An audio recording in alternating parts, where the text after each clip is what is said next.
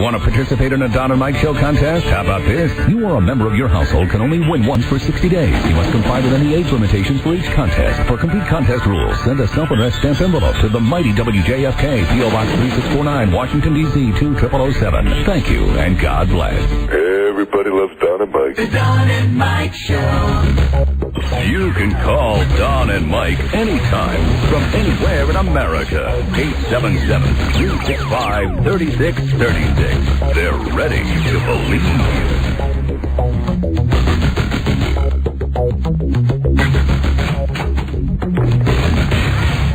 All right, so we've changed some stuff. We've not... there you go. There you go. They're back. True story. He was a neo-Nazi with one true enemy. Himself. A man of faith, a man of hate, and a soul torn apart. Viewer discretion advised. Oh, yeah! Oh, hey! Rob, sorry, you want to say hi to Buzz? You know what? At my house, it's always a white Christmas. And good afternoon, Mr. and Mrs. Happity Hawk Fortune Cat. And all the ships at sea, come and smell the New Year aroma of these hot and hairy bear studs. Don Geronimo and my new Mara! Yeah! Thank you, Robbie, and hi, and thank you for listening, everybody. This is the Don and Mike Show. Please enjoy this sleek new 2004 version of the show. We are diving right in. Phone number 877-365-3636. Canada? Yep, sing it yourself. 800-636-1067. Washington, D.C. 202-432-1067. Hi, Don and Mike. Buzz Burbank here. And hi there, Buzz. And there you go. That's the end right there. Candy. There you go. One of the many innovations in the year 2004. Whenever you hear an innovation, you're going to hear... That's our innovation sound. I like that. Yeah. Innovation for you. I like it when you shake stuff up, baby. Here we are, doing the show. Back doing the show. 1504. Today? Hike. That's it. 1504. That's right. I wrote a check today, and I was confused momentarily. John Herrera. Mike, it's time for the first call. Happy New Year, Joe. It's time for the first public berating of sweet, doughy-headed Joe Ardinger. Hello, Joe. Joe, I guess the word didn't trickle down that we were actually going to hit the airwaves right at 3 o'clock. A little quicker today. I've had a very busy morning. I got you 2 cases of soda, cups for Mike, water. It's all set. Joe, my you man, ready? Joe. You ready for OT 4? Joe with the beverages. I am fresh back from Betty Ford Clinic, hand rested and ready. Never has my vodka tasted better. Ah, very good. Emergency shout out to Joe Ardinger. Yes, the show coming to you now lightning fast. Researched to be coming out of your radio at least 1/3 quicker than it did in years past. We looked at the studies. We looked at the long-term and the short-term studies. They indicated a quicker start was what you were craving, and we've given it to you. And we hope you appreciate that innovation. Now, listen, a couple of things, and then on with the show. Very good. We're here. We're queer. You know that. That's why you're listening to the show. We're going to take phone calls. As always during the show, we'll take your phone calls. The lines are lit up right now. But frankly, let's be honest again. Now, 2004, speak the truth. What we have to say is more interesting than what you have to say. Oh, most definitely. But we do want to hear what you have to say. Yeah, sometimes, sort of. Thus, follow me as we go back to the future with, that's right, with we used to call it a phone scan. Right. But we would just say for a whole break, right, we're just going to take phone calls. Right. And phone calls were important and were highlighted. A very shiny bit of retroness on the Don and Mike Show. You must go back to go forward. That's right. Do you mean there's a phone scan in our future? At least one every show. Cool. Oh, my God. That's where it's You can't be serious. No, Mike, that's where it's special to call in. Isn't this great? Like right now, to be honest, if you're calling right now, excuse me, I'm trying to turn over a new leaf in 2004, but if you're calling right now, how rude you are. We are speaking our first words of the new year to you. And if you looked at the phone lines, everyone's calling right now. You should be sitting there with rapt attention. You should be like a dog with the head cocked, going, "Wow, these guys are speaking. I'm hearing them out of my radio." Allow us to please get up to speed, if you please, hockety hock. Now you can call. You can call anytime. We'll continue to take calls. Sure. But just know that the phone scan is back. And here's the other thing, and this really... All right. I should not... It's official. What? That's got a shelf life. I will tell you that right now. That sound has got a shelf life. No, I know you're going to play it 150 times, but it's already it's making my right testicle twinge a little bit. Only when it's important. Only when something's important. So when you there was nothing important there. That was simply an exchange between you and me. No, my ball really itches. See, it's affecting your testicle as well. And now they've probably dumped that because we said it 3 times. Listen, here's the deal. We have a 4-hour show every day, and we have to play 18, what is it, Rob? Roughly 19 minutes of commercials an hour. Right. Well, I could have sworn that I got a memo that said we were cutting back to 3 hours after the first of the year. Cutting back to 3 hours of what? Of show. Of show? Yeah. We're doing the full 4? We're really doing the full 4 this year? We're doing 4 hours. All right. Now, the deal is this. You misread the memo. They're cutting back to 3 hours of commercials every day. Gotcha. So regardless of what we think about things, the fact is that these bastards they're just gonna squeeze us until blood's coming out of every orifice. Yeah, you can't blame them. So we've got these commercials. Let's just be honest with our audience in this regard, and only in this regard. Otherwise, we'll lie like dogs. We got to play these friggin' commercials. Got to. I hate doing things on a schedule. I hate saying we're going to break every day at the same time. I know. But to be honest, I know, Don. If we don't play commercials on a semi-regular basis, at some point, what's wrong? Are you touching yourself? No, I'm just sort of picking at my finger. I got a paper cut on my bad finger. Here I am giving a very important lecture. I'm listening with rapt attention. That's what I was doing, and you haven't been with me but for 3 weeks, so so for quite some long time you haven't seen me, and I was actually listening because I don't know what you're going to say. All you knew is what I knew, and frankly, you know. So you're talking about the commercials, and that interests me because I'm here, whether I like to be or not. Yeah, so we're going to have to play commercials, and we're going to have to play some early, so that later in the show we have plenty of time for a show. So anyway, that's the New Year's resolution for 2004. So we would be taking a break now? No, not yet. Oh, okay. Certainly not yet. Not for a few moments. Just checking. So settle in. Settle in. Mm-hmm. Now, this is the point in a regular show and not in the 2004 edition. Yeah. Might take some phone calls. But I want to tell you, I'm looking at the screen right now. Yeah.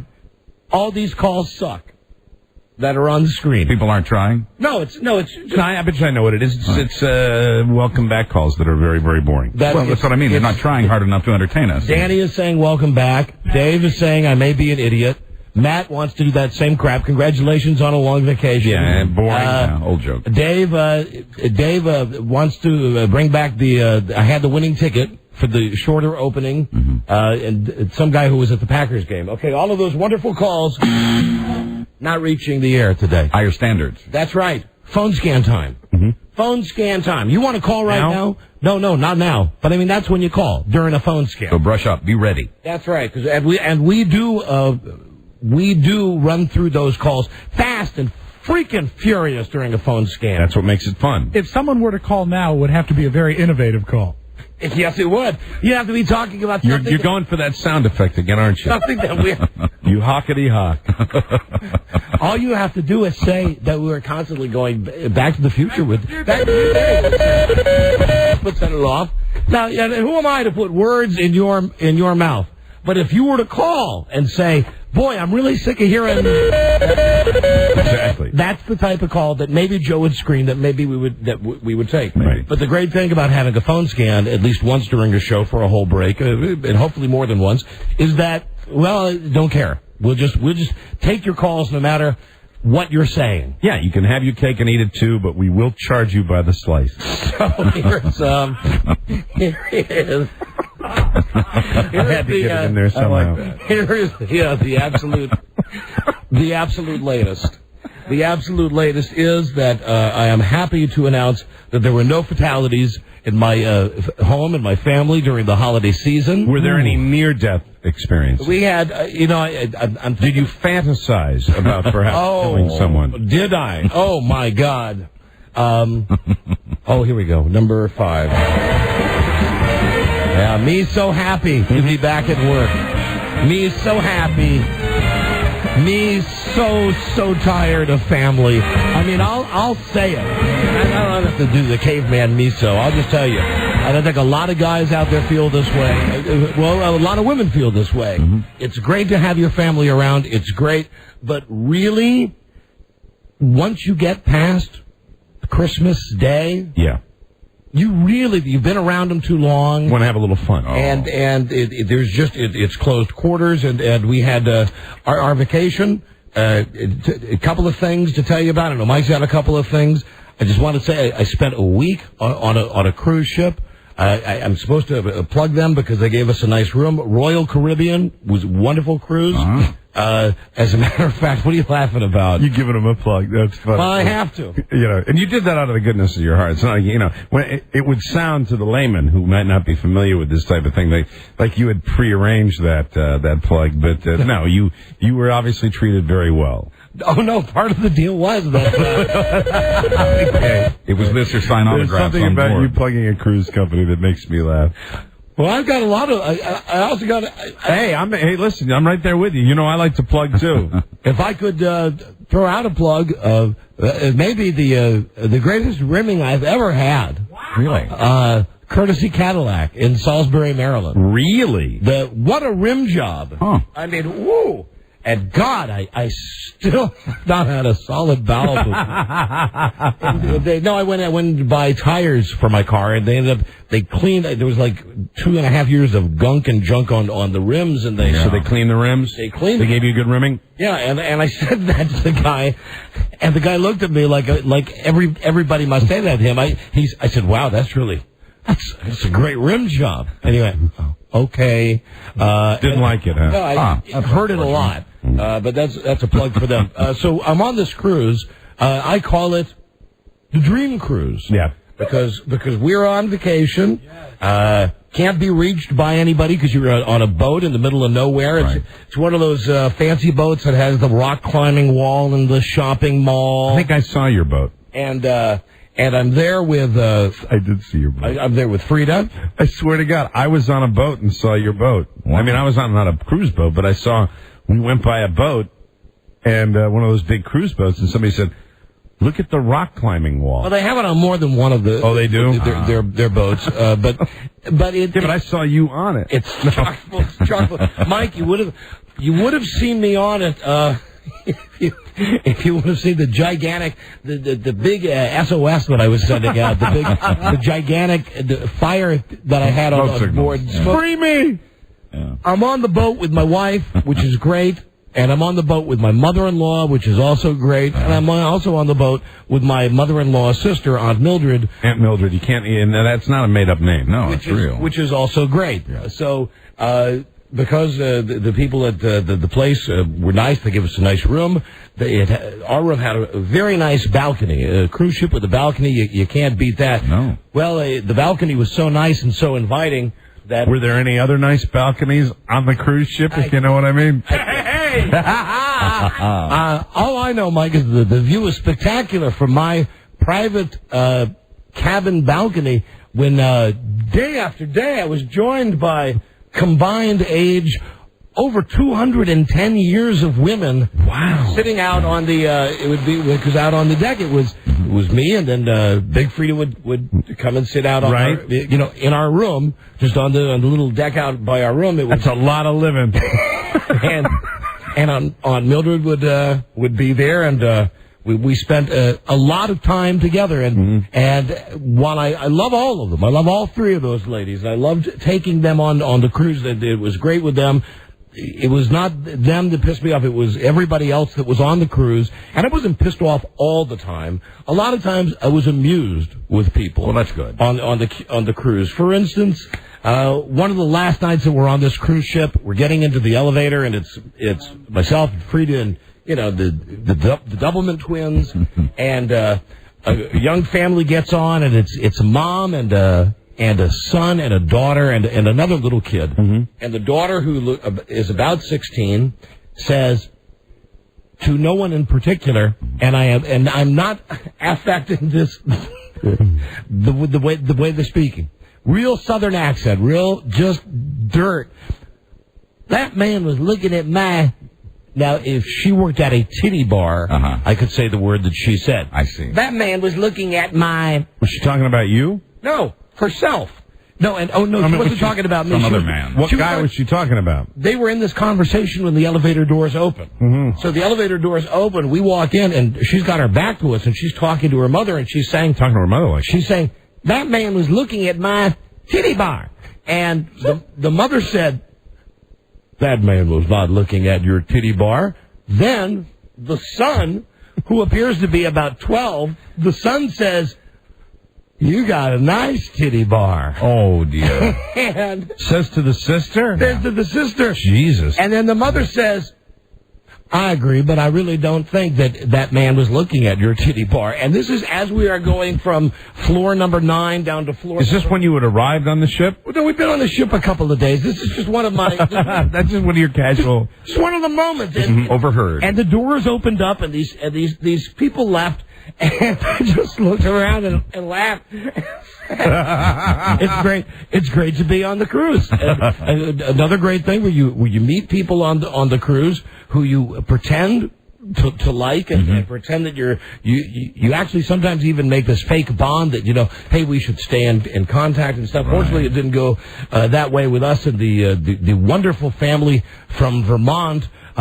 I believe that the last name was hard to pronounce. I believe it was Polish, I think. Now, this is a family that you came in contact with on a number of occasions? Well, see, the deal is you go on one of those boats and you have dinner every night in the dining room, and they assign you a table and they put you with strangers. And you happen to be with the S family for every night? 7 nights. So it was Pa, 2x4 her poop chute, and Missy. Missy, who was about 22, 23, seemed like a nice enough girl, but were they looked to me like she could have been anorexic. Were they just unpleasant? Were they extremely wealthy? Were they snobs? What were they? They were none of the above. They were simply mannequins. I mean, there's nothing to say. And I'm not saying that I come to the table bringing a lot myself. No, I know what you mean. Because I'm really, in real life, I'm a shy person, and I sit down at the table, and I like just breaking the bread, go, hi, how you doing? What did you do today? And I'm doing all this stuff. And yeah, but you also come around a little bit after what I like to call Donnie's magic juice. Oh, boy, did my wife get pissed at me, because I realized when you're sitting at the dining table in this place, it's like a giant cattle. They feed 2,000 people at once. So you sit down, and the guy comes over to give you the bread and give you some water, and right away I want some hooch. Yeah, right. Well, you got to wait for the bartender guy to walk around, and they've got 2 guys working for 2,000 people. So finally, the second or third night that we were on this boat, I said to my wife, what I'm going to do? I'm going to stop in the bar that's right outside the dining room. That's open? Yeah, well, of course, it's a cruise ship. They got bars everywhere. I said, I'm just going to bring the drinks in. I'm going to bring the gigantic... That's a great idea. The gigantic tumbler of vodka that will get me through the next 3 hours, because every meal is 3 hours long. Right. And then a big caffeinated beverage. So she said, well, now, don't you look like white trash? I'm walking into the... Because I'm walking into the dining room where everybody's dressed like they're on the Love Boat, and I'm bringing my own drinks. Now, don't you have a choice on those ships of going formal or casual? Yeah, you do. But if you go casual, you have to go eat in the toilet. No, not at all. The cruise ship toilet. The cafeteria. Okay. So you go to the cafeteria. With one person. The bottle of vodka. So I come in, I think it's the third night, I come in and I bring my own drink, and I sit down, and now there was one guy, there was a total number of people, 8 at the table. It was myself, Frida, Big Frida, Aunt Mildred, a guy named Arturo, who was looking for some hot 80-plus sex. And why You are not? very beautiful. You are a very beautiful lady who I would like to bang. That's very much like this guy, and he was on his, God, what an either absolute winner in life or loser, Right. on his 28th cruise. 28. Oh, that's sad. Boy, some people get addicted to him. 28 cruise. He was fun, but then you had the Stick family from Vermont, and it never came up what I do for a living. So I'm positive there's not a chance that the three. Did they appear to be unhappy? No, there was just. No conversation to He speak. might as well have been one of these dum-dums that's running for president. It was that type of. He would not contribute anything to the conversation. Like timid, reserved. Except every once in a while just to say, wow, did you feel the emotion of the ocean that time? You know, and it was just, he would throw out stuff that... Was he offended when you responded by saying, no, I didn't ask? No. I was cool with him. Yeah. I was cool with all of the Stick people. But you're sitting there for 3 nights, and then I think it was on the 3rd night. This is when I... Sucks that you can't, like, shuffle it up and move to another... No, well, I guess you can, but it's rude. Anyway, yeah, you're insulting them. Never mind. So the last night before I pretended that I was sick, the last night that I could tolerate in a row, the 3rd night in a row, the guy just sitting there, and the guy's looking at me, and I'm looking at him, and we're done with dinner. Oh. Is Arturo at the table, too? Arturo's at the table as well. Arturo. and you know, the Doublemint Twins. We're all there. And we've all had dinner. Are the Doublemint Twins your mother-in-law and Aunt Mildred? Yes. The Doublemint Twins. Okay. And we're just sitting there, and I leaned over and I said to Frida. Really sounds like you could make a TV show out of it. I said, baby, I'm done. I'm going to go up to the room, if you don't mind. And she said, oh, but we're whispering, because she said, oh, but I do mind. I said, what's the deal? She said, it's rude. You can't leave now. Not everyone's. I said, oh, I want to be with the Stick people. They haven't brought the baked Alaska out on their heads yet. So I had to wait, and then the next day, conveniently, I was sick and was not able to join them for their fine. Did you fall ill on the holiday? No, just one day, one very brief day, Mike. Oh, really? And I needed I needed one night to go to that cafeteria and just get myself some of that cafeteria food. Get yourself a burger and just chill out. And not put on the stuff. So listen, the cruise is great. I would advise anybody to go on a cruise, and if you go on a cruise, for God's sakes, make it Royal Caribbean. But just see if, my only caveat would be, just see if you can get, I know we have all this super security now at the airports, and I went through that. I know Mike went through that. I know Buzz went through that. And I want to, since you brought it up, let me interject here to really, and I mean this from the bottom of my heart, I went through it a lot on the break, and I would tell you those people are rocking and rolling, and I feel very, very good about the people that are in charge now at these airports, because I think they're all kicking ass, and they seem to be very qualified people on the ball. And they also do it with also some personality. They're just, I was really impressed with the security people in our airports in this country, and I'm happy about that. Well, I wish, and they have something like this on the cruise ship, at least when you get off the boat and you go somewhere, they give you a little card and it takes a digital picture of you. And so they make sure that the people getting on and off the boat are the same people that joined the cruise. Right. I wish that they would give a profile, or at least a numbering system, And I'd say put me in there as well. Grade me as you will as a human being, as dinner conversation, as a guy that you could talk with, a guy that you would have to spend roughly 21 hours with on a cruise. Give me a number. Am I a 1? Am I a 5? What am I? Right. I'd love to know the seating arrangement at dinner. Royal Caribbean, do the background on these people, and there's not much to it. Most people you could size up in 60 seconds. Sure. Sit them down for an interview, and right away you'd either go, oh, they're 4, they're 3. Oh, my God, these people are awful. These people are 1s. Or make them wear the numbers. Rate them, rank them. Just put the correct numbered people with the correct numbered people, and you'd have a better cruise. And now, who am I to say? Because, for God's sake, I could be a 1 myself. I could be sitting at a table worse than the Stick people. Yeah, but if I saw you with a big tumbler of booze, I'd give you at least a 2 for that. Mike, it's an emergency shout-out. Who are you sending a shout-out to? Our sponsors. We'll be right back. This is the Don and Mike Show. Welcome back. It's a new year. It is. And time for you to get a new wireless company. Switch to Singular. Take advantage of the amazing deal Singular is offering right now. You will be delighted with Singular's rollover minutes. You will. I love them. I just want to say, before we do our next segment, I love Singular. I do too. Sign up for Family Talk, and Singular will give you 500 bonus rollover minutes to share. Add a line for $9.99 per line per month, or select plans starting at just $39.99 a month. Nationwide long distance included. How about that? Singular has the newest phones. This is really taxing me, this commercial. For the new year. Like the Motorola V400. It's only $149.99 after a $50 mail-in rebate. Got the built-in camera, picture caller ID, voice dialing, cool ringtones, and it plays all the MP3s that I love. I'd love a slice right now. New year, new wireless company, new scripts, same number. Make the switch to Singular. Call today, 1-866-SINGULAR. Log on to Singular.com or visit any Singular wireless store. Certain restrictions apply. Blah, blah, blah, blah, blah, blah, blah, blah, blah. WJFK. Blah, blah, blah. The Don and Mike Show. This is the Don and Mike Show. Mike, there's a whole lot of people that want to draw the comparison between one of the all-time great Jet quarterbacks, Joe Namath, and Chad Pennington. What impresses you about Chad? I believe everything that anyone else has watched Chad play impresses me. The same thing impresses them.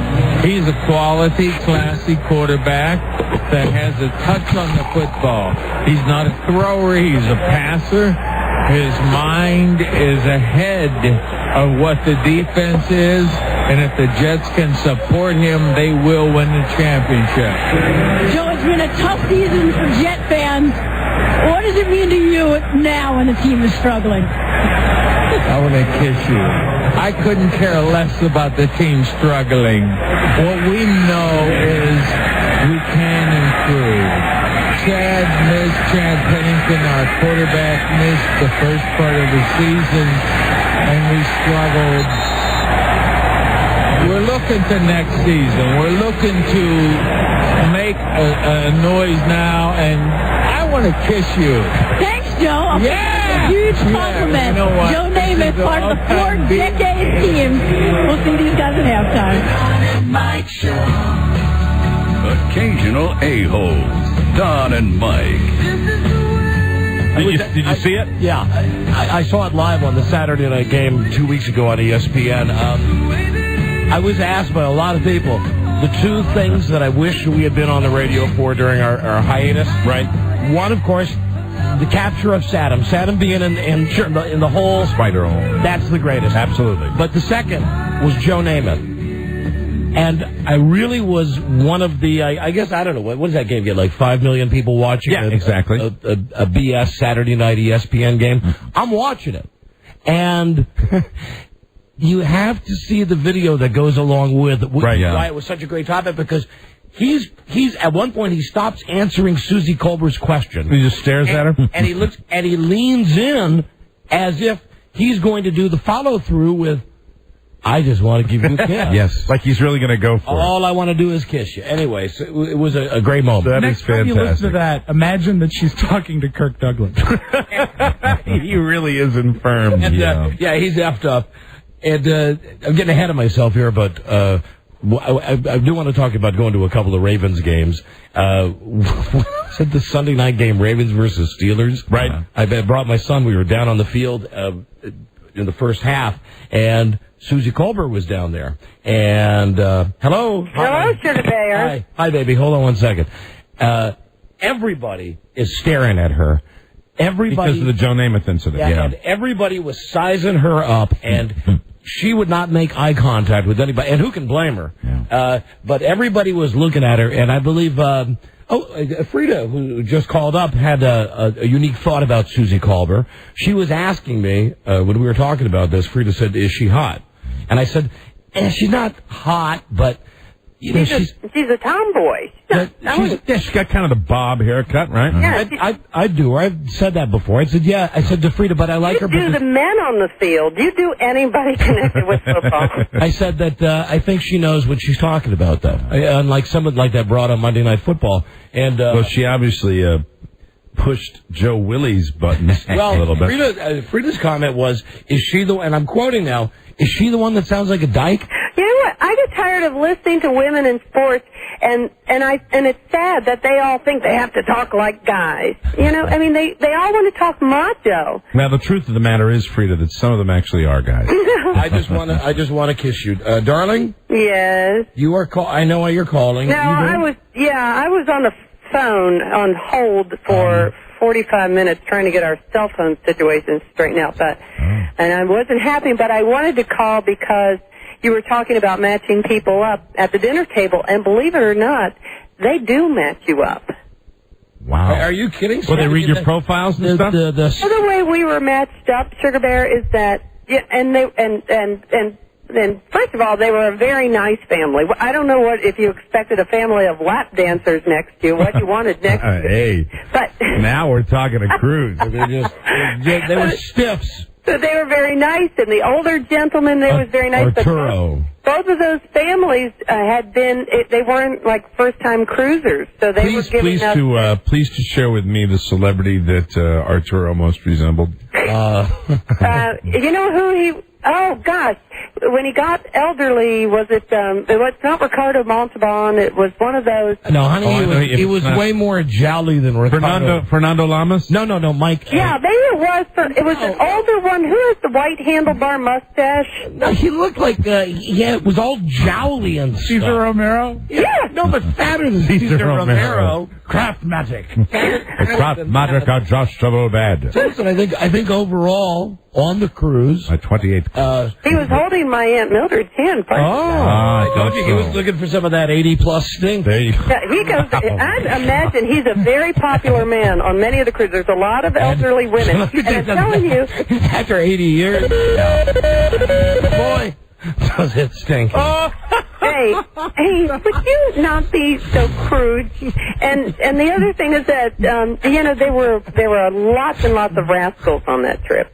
Lots of them. Oh, you mean, and you're not talking about like guys that were just frisky. You're talking about the motorized cars. I mean, the halls were full of them. And Buzz, how do you weigh in on rascals? I know you don't care for the strollers, but how do you feel about rascals? Only if they get in my way. Only if they block my path. Because I have a feeling, Buzz, you might be needing a rascal long before you need a stroller. You should mellow a little bit on that. I'm spry. All right, darling. What? I'm at a crossroads here. I do want to talk. I could piss you off right now. I wish I had that letter.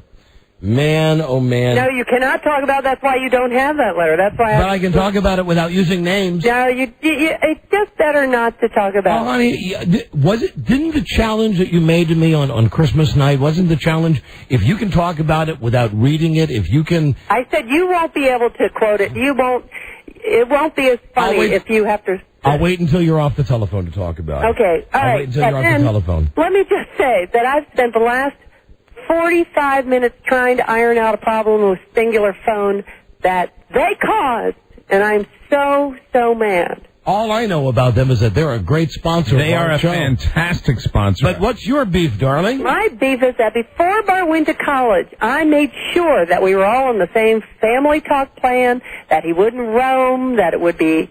Everything would be... You know what I say? I'm with the B-52s. Roam if you want to. Roam if you want to. He's roaming all over the place, and for me to get the right phone now, even though I was there and asked specifically in person, I have to extend my contract. I'm very unhappy with them, and I told them that. This has been something that's been brewing, bubbling under the surface for months now, and my wife... generally does not use words as strong as hate, even though she's a world champion ball buster. Yesterday, was watching the Packers game on television, and she had been out running some last minute errands, and she calls. She goes, "I hate." Which one is it again? It's Singular. Singular. I almost said the wrong one. I hate Singular, and I said, for God's sakes. don't get mad at just come on the radio if you're mad at them. Well, and how good is this when after I've been, so I was there for an hour yesterday, I'm on the phone with them for 45 minutes today, and they said, well, we can correct your problem, but then you have to extend your, in a nutshell. That's like saying, I want a divorce because I hate you, but no, I have to extend my marriage for another 6 months or a year. Oh, God. Yeah. How many of us? What an interesting look that was. How many of us in this room have not signed up for that plan already? I see 3 hands that have gone up. No. Here's the thing. This has been just bugging my wife for months. For months. The deal was, when the kid went to college, we got him a phone. He lost his phone. But we wanted to make sure when he was at college that he could call us whenever he wanted to. We looked on the big orange map. We saw it there. Everything's hunky-dory. So your whole beef with them is about roaming charges. Right. And now I have to get a whole new phone, and I have to extend my stupid, it's like enlisting in the Army with any of these. All right. Okay, there you go. You got it out of anything else you want to say about Singular, do it now. No, that's it. And I do have to reserve the right to disagree. Yeah, me too. I don't know if I want to talk necessarily about. I had a great holiday. I'm kidding about the boat, although really the people in that elevator, that girl that was talking about her teeth. Yeah, no, that was true. It was just ridiculous. You meet all kinds of them, and we had a wonderful time. It was a gorgeous boat and we had a beautiful room and everything. We had a really wonderful vacation, and thank you everybody for. Must be fun at night when you're just out there on the ocean cruising along, and you look outside and you got the stars. It's the lazy man's perfect vacation because you go to different places and you don't have to pack or unpack. You just roll up. The age spots, it is a great time. We had a great holiday. There was only one day on our entire vacation, which did remind me of Sam and Fran. Mm-hmm. We had in my house on Christmas Day, we had an absolute floor to floor, level to level, yelling, screaming, slamming doors, food uneaten. Sitting around, stunned, numbed, drinking, being alone, Christmas night, that sucked. It shouldn't have happened either. We are so lucky. We are so blessed. We have a healthy, relatively normal family. It was Christmas stress that blew it out. It happens at the holidays. Here's the thing. Christmas Eve could not have been better. We had a real nice Christmas Eve, all of us. We watched that Christmas Story that was on the movie. The background was... Yeah, that's one where they did it 24/7. Yeah, that's on, and we're talking, and we've got the music on, and we're getting everything ready. And Christmas morning, and we've got the music and the gifts, and it's nice. And is it just you and your wife and your son? Very intimate. And then it gets to the time where it's mealtime, and I'm going to cook. Well...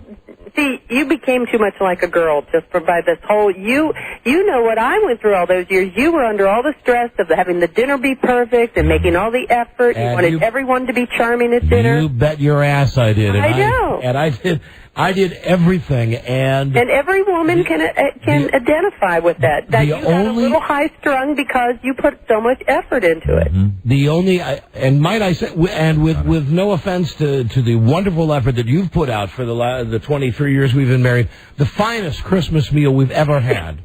The finest Christmas meal we've ever had. No, that's true. I agree. What did you fire up? And now, Mike, you name it and it was there. Turkey? Turducken. Oh, the turducken, yeah. For my wife, yeah. I mean, you want vegetables, you want it. You want potatoes, you got them. Nothing like serving a turducken to a vegetarian, so you kill 3 animals I got it. for the price of one. I got it going Next year on. I'm going for 4. You want the stuffing, you want the cream spinach, you want the potatoes, you want the chocolate mousse for dessert. You made the chocolate mousse? No, I went out and got it. Okay. I mean, but you want your assortment of crackers and cheeses and other junk. I've got cheeses, crackers, cabbage. We've got the OxyContin, the stupid little napkins that have Santa Claus on them. Nice. And I've taken everything, and I say to my kid, we had tablecloths, candles. I say to my kid, here's the only thing. Dinner's on the table at 4. please make sure you're home at 4. Oh, no, sweetie pea. You said dinner was going to be at like 1 or 2, and then you had to change it to fit his schedule. Right. Oh, no, I'm sorry. You're correct. Thanks, because then I don't sound like such a jerk. So he says at the last minute, we're eating at 1. I said, yes. He said, well, I have to go to my girlfriend's house. I said, all right, listen, no problem. Be home by 4. So now it's 4 o'clock, and I'm waiting. You were stressing, oh, my turducken's going to be out of the oven at noon. You don't want it to be all dried out. I never. What am I going to do? You were Laura Petrie thing all over the kitchen. I never do this stuff, but I got up early to cook, and you know how it is. You got like a million things going at once. I put that in at 7. Why did I start it so early? I didn't know it. But you handled it, you know. And anyway, long story short, impossible in my case, he is late. He's 15, 20 minutes late, and I'm not pissed because I'm just sitting there looking. I'm surveying this now. I'm warming my things back up again. I've got the warming tool. Yeah, no, that's true. I'm warming everything. Right. I'm warming potatoes up. Everything's fine. It's all ruined. He comes in, and he sits down, this kid of mine, sits down and proceeds to say on Christmas Day, during our family dinner, proceeds to say, absolutely, and I am not exaggerating, nothing. I mean, at one point, I started it. I broke out the F-bomb. I looked at Frida. We'd been sitting at the table for about 10 minutes, and I said, Clink. Am I effing nuts? What is going on here? And she said, what do you mean? And I said, are we all going to sit in silence, or am I just going to talk to you, and are we going to pretend that Bart is just here but not participating? Well, had there been anything that would have precipitated his silence? He's just a normal just being kid. A jerk. And he was just quiet. And I have my own theory. He'd been at his girlfriend's house. He had already eaten, because you know, when you're a kid, when you're an 18-year-old guy, I know this, You've gone to both houses. You're led around by your D, and so you get there, and then they feed you, and I don't doubt that he had his share of turkey. And no, he told me when he was there, he just slept. He was just tired. And he was just overtired and cranky and didn't feel too terrific. Whatever. It got to, we're sitting at this table now, and I've worked on this meal for about 8 hours, and I've done all this crap that I don't do, like make sure that the Christmas the music is on and the decorations are on and the little Santa Clauses are out. And I've done all this bull ass that I never do. And he sits down, the big load just sits down, and he just goes, ugh. And I said, so after I said, what the F's going on here, then he looked at me, he just said, Dad, I'm tired. I said, well, I'm tired too, but come on, buck up. He said, if I can't... Right out of the 50s. Buck up there, Pally! Here's a quote. Bully, buck up! From my son. Yes. He said, and he's good at turning things around. Right. He's got that, he definitely got that from me. He said, Dad, I have to fake it all the time with people. I always have to put on airs and pretend that I'm happy and make conversation and stuff. But at home, it's the only place that I can be myself. So if you're telling me that I have to fake it so you'll be happy, I said, yes, that's it exactly. Haven't we had this conversation out of my mouth and your mouth? I said, for 1 hour, yes, from 4 until 5 p.m. on Christmas Day, you're going to pretend to sit here and you're going to eat, and by now I've lost it. I said, you're going to eat this goddamn food that I made for you. Happy holidays! And that's when it started with him giving some lip back and saying, well, if that's the way you want it to be. I said, is it that tough to put in an hour of FaceTime? You put in the FaceTime over there with Lauren, you know, I don't care, don't eat anything. Just sit there. And up to this point, Frida had been kind of neutral. And if we had more than one kid, when one kid was moody, we'd be focusing on the kid that wasn't moody. I mean, we'd be. It got so blown up out of proportion. Then you're having your Laura Petrie, I've worked so hard on this dinner moment. It was. You know, here's the thing. I liked the fact that our family was together. And you guys didn't have to do anything. And I didn't mind doing it. I liked doing the work. You're baby stepping. I was looking forward to everything, and then at one point he said something, well, if I have to fake it, I don't want to be here. And then it got to where I said, oh, really? Well, good luck hitchhiking, because the last time I checked, that car outside is in my name, pal. And he didn't like hearing that, and then that escalated to him going upstairs and slamming the door. And then I said, no, I'm going to go up and talk to him. And I said to Frida, I was cussing. It's effing Christmas. It's 5 o'clock. All the food is cold now. The whole day is effing ruined. I go up to try to reason with Bart. He's sitting up in his room, of course, with PlayStation, his best friend. And I say, hey, buddy, come on, let's talk about this. And it ends up just spiraling out of control with me saying, that's fine. Spend the rest of your life in here. Enjoy it. You're on my dime. Enjoy it. Good food, good friends, good television. Just don't put in an hour of FaceTime. Boom, I slam the door and I walk downstairs. And she's been listening to this now. And Frida says, well, now that didn't go well. And I said, well, obviously it didn't. And she goes up there. And I'm waiting. And about 60 seconds later, I start hearing, well, you don't even know how to do this. You mean, Mom, and you don't know what I'm doing. And I hear her giving him, don't you talk to me like that. I don't care if you don't. And it's back. So both of you have tried and failed. Yes, we both have been yelling and screaming at him. It finally came downstairs. And then how pathetic is this on Christmas night? He's up there having his I'm 18 and I like it tantrum. The two of us are sitting down at our dining room table. The dinner that I worked so hard on. It's effing ruined. No, it wasn't, darling. The dinner was wonderful. There's nothing. They had nothing. We're sitting there eating our little desserts, just you and I, it was delicious. Just being pathetic. It sounds terrible. It was awful. It was such a dumb fight. The thing that made me most upset was not that Bart was moody or overtired or sullen or whatever a teenager gets, is that then your mood became ruined. So then the night. Well, excuse me, ho ho ho. Hey, it's ho ho ho. Christmas, and understand, I love this boy with my heart. I'd do anything for him. I love him so much. But I just have to say, and I told him this when I was upstairs, when I was at my maddest. I said, you ruined Christmas for me. I said that to him. I said, I hope you're happy. You ruined Christmas. He said, I don't care. That's the response.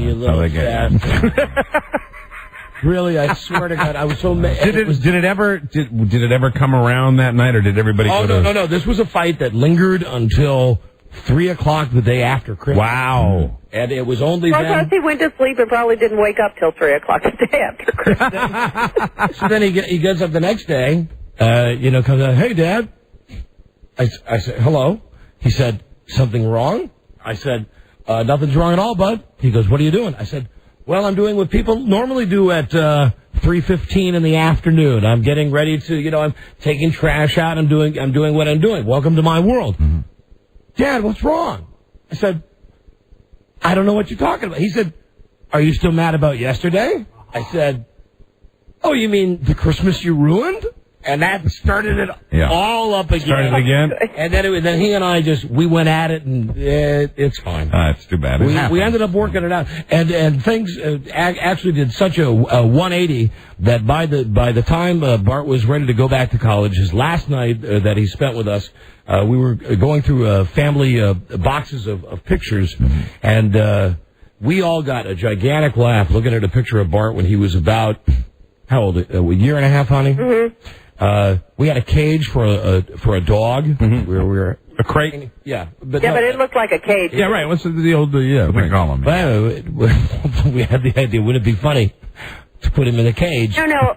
I remember, and I have to say in my defense, he got in the cage himself. I might have. Listen, that's the story. Okay, right. Okay, everybody. That's the emergency liar award going off. He got in there, but I might have stepped I don't know how. Maybe you can have Steve Irwin come over for Christmas. He got in the cage by himself. All by himself after you put the cookie in there. And fresh water. So we have, and this was something that's like 16 years in the making. This is like you find buried treasure. Mm-hmm. We're going through these pictures. We're just sitting around, the three of us, with a big box, And he sees this picture, and he says, "What is this?" And I say, "This is the way that Mom and I used to take care of you when you were little." Yeah.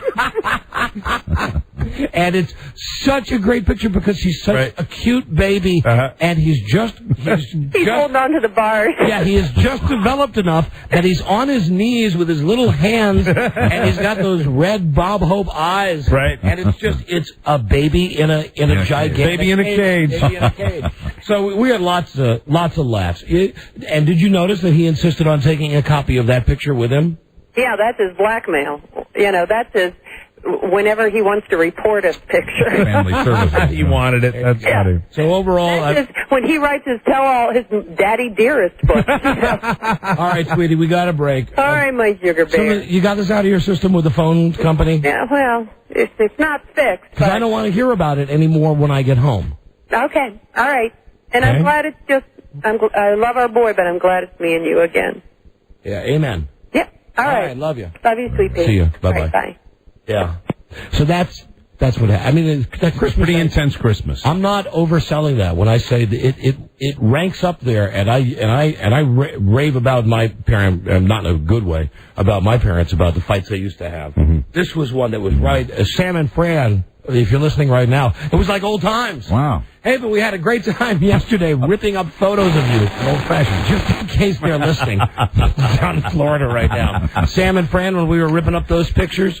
When we were throwing away pictures, we had lots of joy. There you go. Ripping up your picture. Oh, that's good. There you go. Happy holidays, everybody. Happy holidays. Happy holidays. I'm almost out. All I got to do is I just want to tell you a little bit about the Baltimore Ravens, and I had a chance to go to a couple of games. Fine season for the Ravens and the swan song for your buddy. Yeah, and I know that you did a lot of stuff. I did. I did a lot of traveling down in the coast of Florida. Had a very, very good time down there. Do that when we come back. And get ready for this. Yeah, that's right. It's a shout-out. Buzz, I'm going to force Buzz to talk about his mother-in-law. Very good. I would have liked her to have stayed another week. I had the chance to meet when I dropped Buzz's Christmas present off. How exciting is that? To meet her. Real exciting. Let me just say, nothing about that 80-year-old stinks. Oh, God. Okay? Am I right or am I right? I'm going to take that as a compliment. Am I right or am I right? We'll be right back. This is the Don and Mike Show. Did you really mean what you said up there? Uh-huh. I just want you to be happy, Mary. But I'd be happiest with you. What about Brett Favre? What'd I tell you the first time we met? I'm a Niners fan. The Don and Mike Show. You can call Don and Mike anytime from anywhere in America. 877-365-3636. They're ready to believe you. Uh-oh. Sounds like somebody's got a case of the Mondays. Always the exception to every rule ever made. Don Geronimo and Mike O'Mara. Stand by, even though we just ran that phone slug thing. And like I said, we'll take your calls, but stand by for the phone scan. Sure. That's where you can call for a whole break. And a brand new game today. Here's all I can tell you. Hi, Charlie. Well, you reminded me of this during the last segment that Bart won for losing in the semifinals of fantasy football. And here's your money, Mike. Thanks, Charlie. I got my money for second place, and here's Buzz's $350 for first. Buzz won fantasy football. Buzz Burbank, Super Bowl winner. Where did I finish? Hey, Charlie, where did I finish? Where was I in the standings before you run out of here? Well, without putting a lineup in for like 12 games. I beat you in the semifinals, so you finished third or fourth. Yeah. Yes, without even trying. Yes, sir. Look at this cash for me. Buzz, congratulations. Thank you. Way to go, Buzz. I couldn't be more proud. Oh, look at this. How about that? Yeah. Oh, thank you. I'm very happy to have finished third without even really trying. And nobody's asked, but how did you do in your league? Did great. Good. Made the playoffs. Did you? Made it to the Super Bowl, lost the Super Bowl. Wow, good job. Really? Good bunch of guys. Excellent. Good bunch of guys. All of my computer friends. Will you be participating next year in our league again, please? Yeah, as long as Charlie's not the commissioner, you bet. Absolutely. Well, I am very proud of my accomplishment. And Buzz, you should be very proud of yours. I'm ecstatic. Congratulations, Buzz. Thank you. Now, last year the league was named Buzz has the first pick. And this year it was last year Buzz had the first pick. Now, next year will be Buzz has the last pick. So anyway, there you go. Congratulations to you, Buzz. Thank you. And I know the brains behind your outfit, incidentally. I'm excited, yes. Thank you to all the brains behind my outfit. So you outfit. make sure you tell her that, too. Who were the brains behind your outfit? Marcia, his wife. No. She helped you at fantasy football? No, some great guys at the Associated Press helped me out, and thank you to them. No. Well, that's not what your wife tells me. No, your really, wife what'd she say? She told me that she would say to you, put in who you got, Priest Holmes? Yeah. No. You got Trent Green? You got guys from Kansas City? Yeah, Trent Green. Yeah. Marvin Another Harrison? former Redskin. My question is, where's Steve Spurrier going to be to win the Super Bowl? What team will he be coaching that'll win the Super Bowl? Listen, I'm totally on Spurrier's side. Sure. So am I. Yeah. Can you imagine? No, that's my. But do you understand my point? Being, Brad Johnson leaves the Redskins, Trent Green leaves the Redskins, and they have this great season. Yeah. Incidentally, a big Dynamite emergency shout out. I really need it this time, Rob. Hold on, I'll put it away. Emergency shout out. Great new website sent us some shirts and hats today. FireDanSnyder.com. Wow. I've heard of this website. Yeah. So anyway, there you go. A couple things, quick. On the boat, I almost forgot. I think it's queer, and I don't mean that like queer eye. I just think it's queer on formal night when you're getting your picture taken. Yeah. I think it's weird that the background that they have. Formal night on the cruise ship? Yeah, while you're on a boat at sea, that they bring out a big painting that looks like Titanic. So, and it says Titanic. You know that big staircase? Yeah, the big red one? Yeah. Mm-hmm. So you're on a boat. That's sick. You're on a boat and you're paying to have your picture taken in front of a boat, part of a boat that crashed. It's a little odd. I'd have trouble sleeping. Okay. The thing, what, Robbie? They didn't use the Hindenburg backdrop? The thing my wife didn't want me to talk about, but I can summarize for you very quickly. Uh-huh. We received, everybody hates the Christmas letters that they get from someone, the mimeographed or computer printed letters about their families. Yeah. We got the worst, cheesiest one ever by a family member who will go unnamed and is not in a market where he, she, it, and their other he, she, its can hear this. Let me just say, when we read it, we laughed aloud. Wow. We laughed aloud as a family, and then later, the entire family, other members of the family, laughed at it. It started, dear friend, what a friend we have in Jesus. Jesus has blessed our lives this year. Jesus blesses our lives every year. So suffice it to say, these people, and we've known it about them, they're Jesus freaks. And Frida was right. I'm not going to be able to translate this eloquently enough. Whoa, it was in between working in how they're the perfect family, and they went to Disney World, and the little boy likes baseball, and the dad likes doing this stuff with the little boy, and she's working at the church, and he's working at the church. Right. But the bottom line was always that God is really looking out for them, and thank you. And well, that's good. I'm not telling it right, because when we read it, we were falling on the floor. We were in the living room. We were falling on the floor laughing at it. Right. Understood. Anyway, never mind. She was can't right. give any more detail, though. I can't. No, I can't. We're familiar Rob, why with don't what you tell you're the truth? The letter was from Rob. No, it wasn't. It was from Alan Limewell. That's who it was from. Very good. And the Baltimore Ravens. I know you probably are sick of hearing me talk about Congratulations on a great season. my experiences with them, but I just want to say they're so gracious. David Modell, Art Modell, the whole Modell family, to me and to my family, to allow us to come to these games, to be at the Pittsburgh game on Sunday night when the Ravens won their division, and then on the field during the playoff game Saturday. And that's the best part of it, that there are people who I guess get invited to these things, and they think it's cool to go up to the luxury box. And don't get me wrong, I like the free food, I like the free drinks. God knows I like the free drinks. I like hanging around with the shiny furniture. But nothing is better than being on the field, not while they're doing the coin toss and stuff, but while the game is being played. Got to be very cool. At least for me, on my meter, that's where it's at, and I want to thank the Ravens for allowing me to do that. That was just freaking living the dream. And I was able for the Pittsburgh game to be down the field with my son. Oh, that had to be great. Which was great. And for the playoff game, the Ravens lost to the Titans. Just a wonderful and a personal note that I don't think the guy and I know you're going to think I'm up his ass, and who cares? Because right now it doesn't matter. David Modell is no longer the president of your Baltimore Ravens. The new ownership takes over. The new ownership has taken over. My opinion, after hanging around and I consider myself not an expert, but a football junkie, a pro football junkie.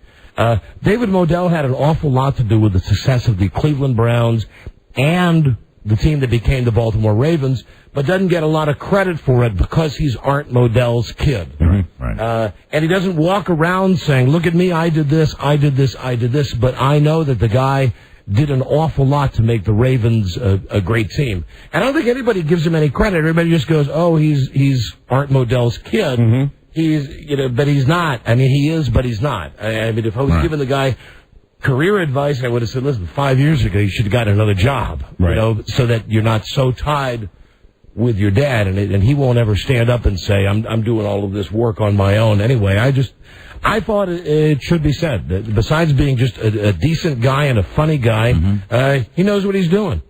And we're going to see him again in the NFL, correct? The way you interpret it? Should be, yes. I got that impression. He's not done doing that. To be decided. And he wasn't just successful, he did it with class. I mean, he ran a cool operation. It was fun and it was classic. Everybody's very, very nice to that whole organization. And maybe there'll be some other franchise that I can't imagine shuffle their management. Yeah. For me, I can't imagine anything better, but unless it involved the Packers. I can't imagine.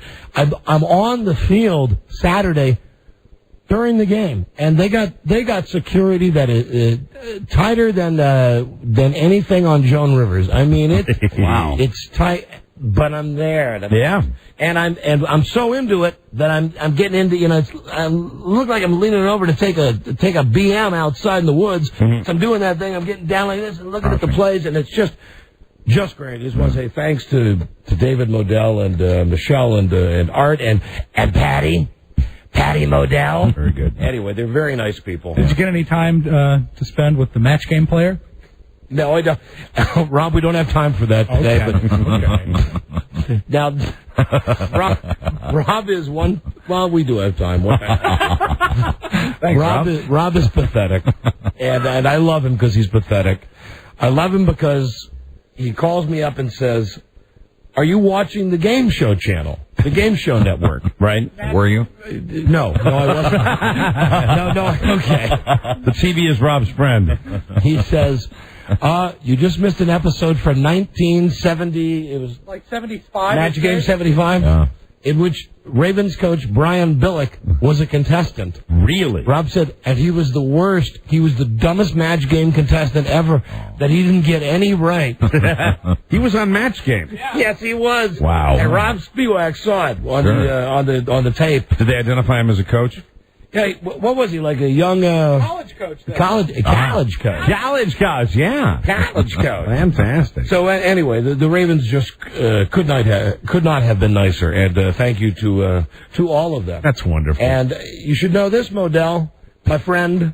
I had many, many chances.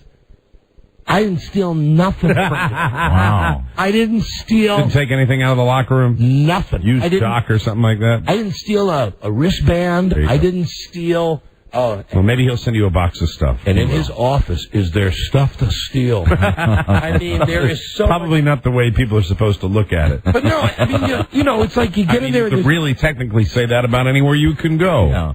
But isn't there stuff to steal in here? But there was stuff you might want to put it this way, he'll get suspicious. Yeah. He just had a lot of nice items in his office. No, he had a lot of great stuff to steal in his office. That's exactly what he had. But I didn't pocket any of it. Good for you. Well, thank you, to the... Way to show restraint. Yeah, I only went up there and looked at the games for free and ate and drank for free and got a great parking spot. Why are your pockets so heavy? and in return, I didn't steal anything. Very nice. However, when they were passing out the hats, I got a hat for you down in the cart. So you do? Don't think I can walk away with a stack of 50 hats.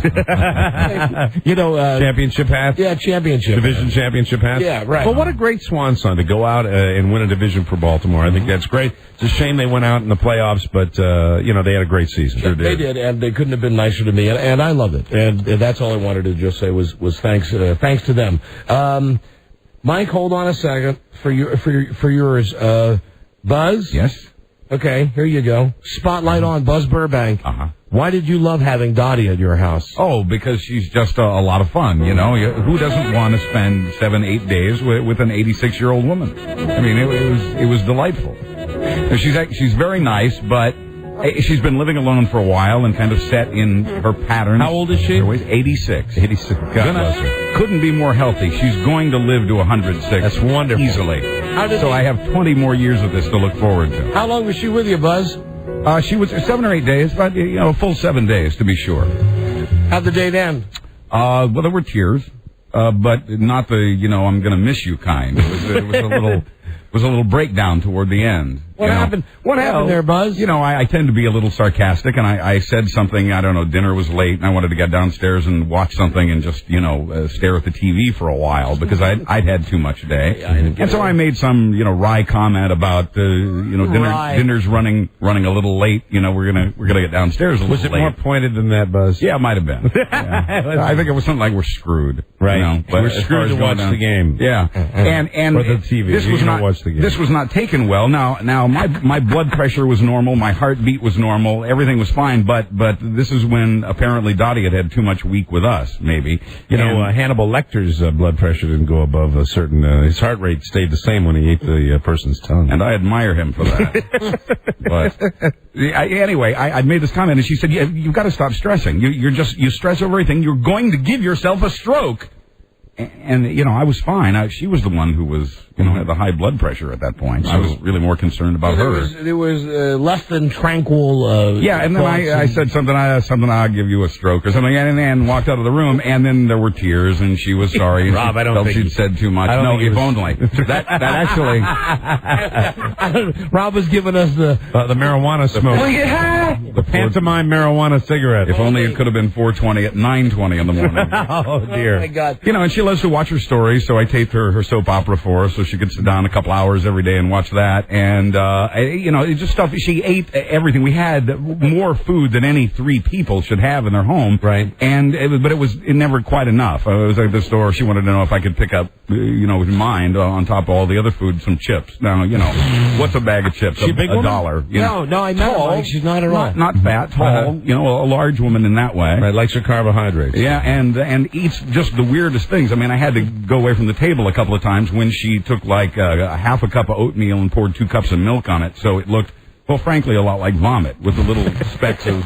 And hey, how great... What, was the oatmeal cooked? Yeah, it was. It was. You put milk. I put milk. It was like milk soup with lumps of oatmeal floating in it. It looked like someone had been ill. How great was it when I called Buzz's house and I find out that he's at the mall with his mother-in-law? Yeah, we went out and did a little last-minute shopping together. That fortunately went well. You gotta like that name, Dottie. Food was Dorothy from Kansas. So the giant meltdown fight happened the day before Thursday she night, left? Friday, the day before she left. So we had another 24 hours of practically no speaking then before taking her to the airport. Oh, dear me. So how are things with you? And now, whose side was your wife on during all of this? Well, I think she tried to play the middle, as she probably should have in that situation, with mom on one side and husband on the other. So she tried to play the diplomat. Oh dear. And didn't really take a side. Do you think But in the end, Dottie said, that she had said too much, and that she'd opened her big mouth. I believe were her words. Mm-hmm. And so I took that. You are the king of that castle, Buzz. Took that as an apology. Any chance? So I guess we've moved on. Any chance Dottie's listening today? No, none whatsoever. Anything you'd like to say to Dottie if she was listening? More importantly, if she's not. See you next year. Did you get her to drink any absinthe? Actually, yes. That was the one cool thing. 86-year-old woman, you got to knock back that? It was the one cool thing she did the entire week. We were there. We had some friends over on Christmas Day, and apparently she and her late husband had some absinthe when they were in New Orleans years ago. Wow. Whereas we all know the rules are different. Sure. And he used to go to jazz clubs a lot, so somehow I guess they'd stumbled into some absinthe along the way, and she was happy to join us. So that didn't help? Another toast. Not enough. No, I didn't give her enough. That was the problem. Okay. Lesson learned. Here you go. Buzz Burbank, everybody, arguing on his holiday. Who puts a slice of bologna on a slice of bread and then cheese on that and puts it in a microwave to melt it? What is that? Well, I think, you know what? I'll tell you right now. You described two of Dottie's foodstuffs. Yeah. And I've enjoyed both of them. I like milk on my oatmeal, and I also enjoy a nice microwave cheese sandwich out of the microwave. Next year, she's staying at your house. He was fit to be tied. We got to break. Mike, we've not heard about your vacation. You know, there were no meltdowns. No? There was simply good times were had by all, but not enough good times to prevent me from observing my fellow man and come back from the break with the true knowledge that I'm not real fond of people. I'm really, really not. And you know, the worst part, as you know, when you go away on a vacation would be the experience. If you happen to have a bad one traveling on the way home when you're coming back to reality anyway, perhaps it's magnified, but I think in this particular circumstance it was not, and I think I experienced the parents of the year, the worst parenting I've ever seen. Wow. And why? Even though I, on my Christmas, only got to see my kids briefly, and which was always disappointing. I see them when I can. That's what you do when you're now a part-time dad. But still, I have enough experience in parenting to know that I was on a plane with some very, very poor parents. Hey, all right, hold on. We got a break. Asses. We'll be right back. This is the Don and Mike Show. Hey, yo, man, you said we was going to Sizzler. Oh, man, shut your anorexic, malnutrition, tapeworm having, overdose, Dick Gregory, Bahamian diet drinking ass up. Leave me alone. The Don and Mike Show. And you can come to my office, lie on my couch, and cry about your mammy. Fill in your radio with their intoxicating aroma. Don Geronimo and Michael Mara. Mike here on his vacation. I do want to talk about Britney Spears. But who doesn't? Well, I was actually at that wedding on my vacation. So much drinking before that.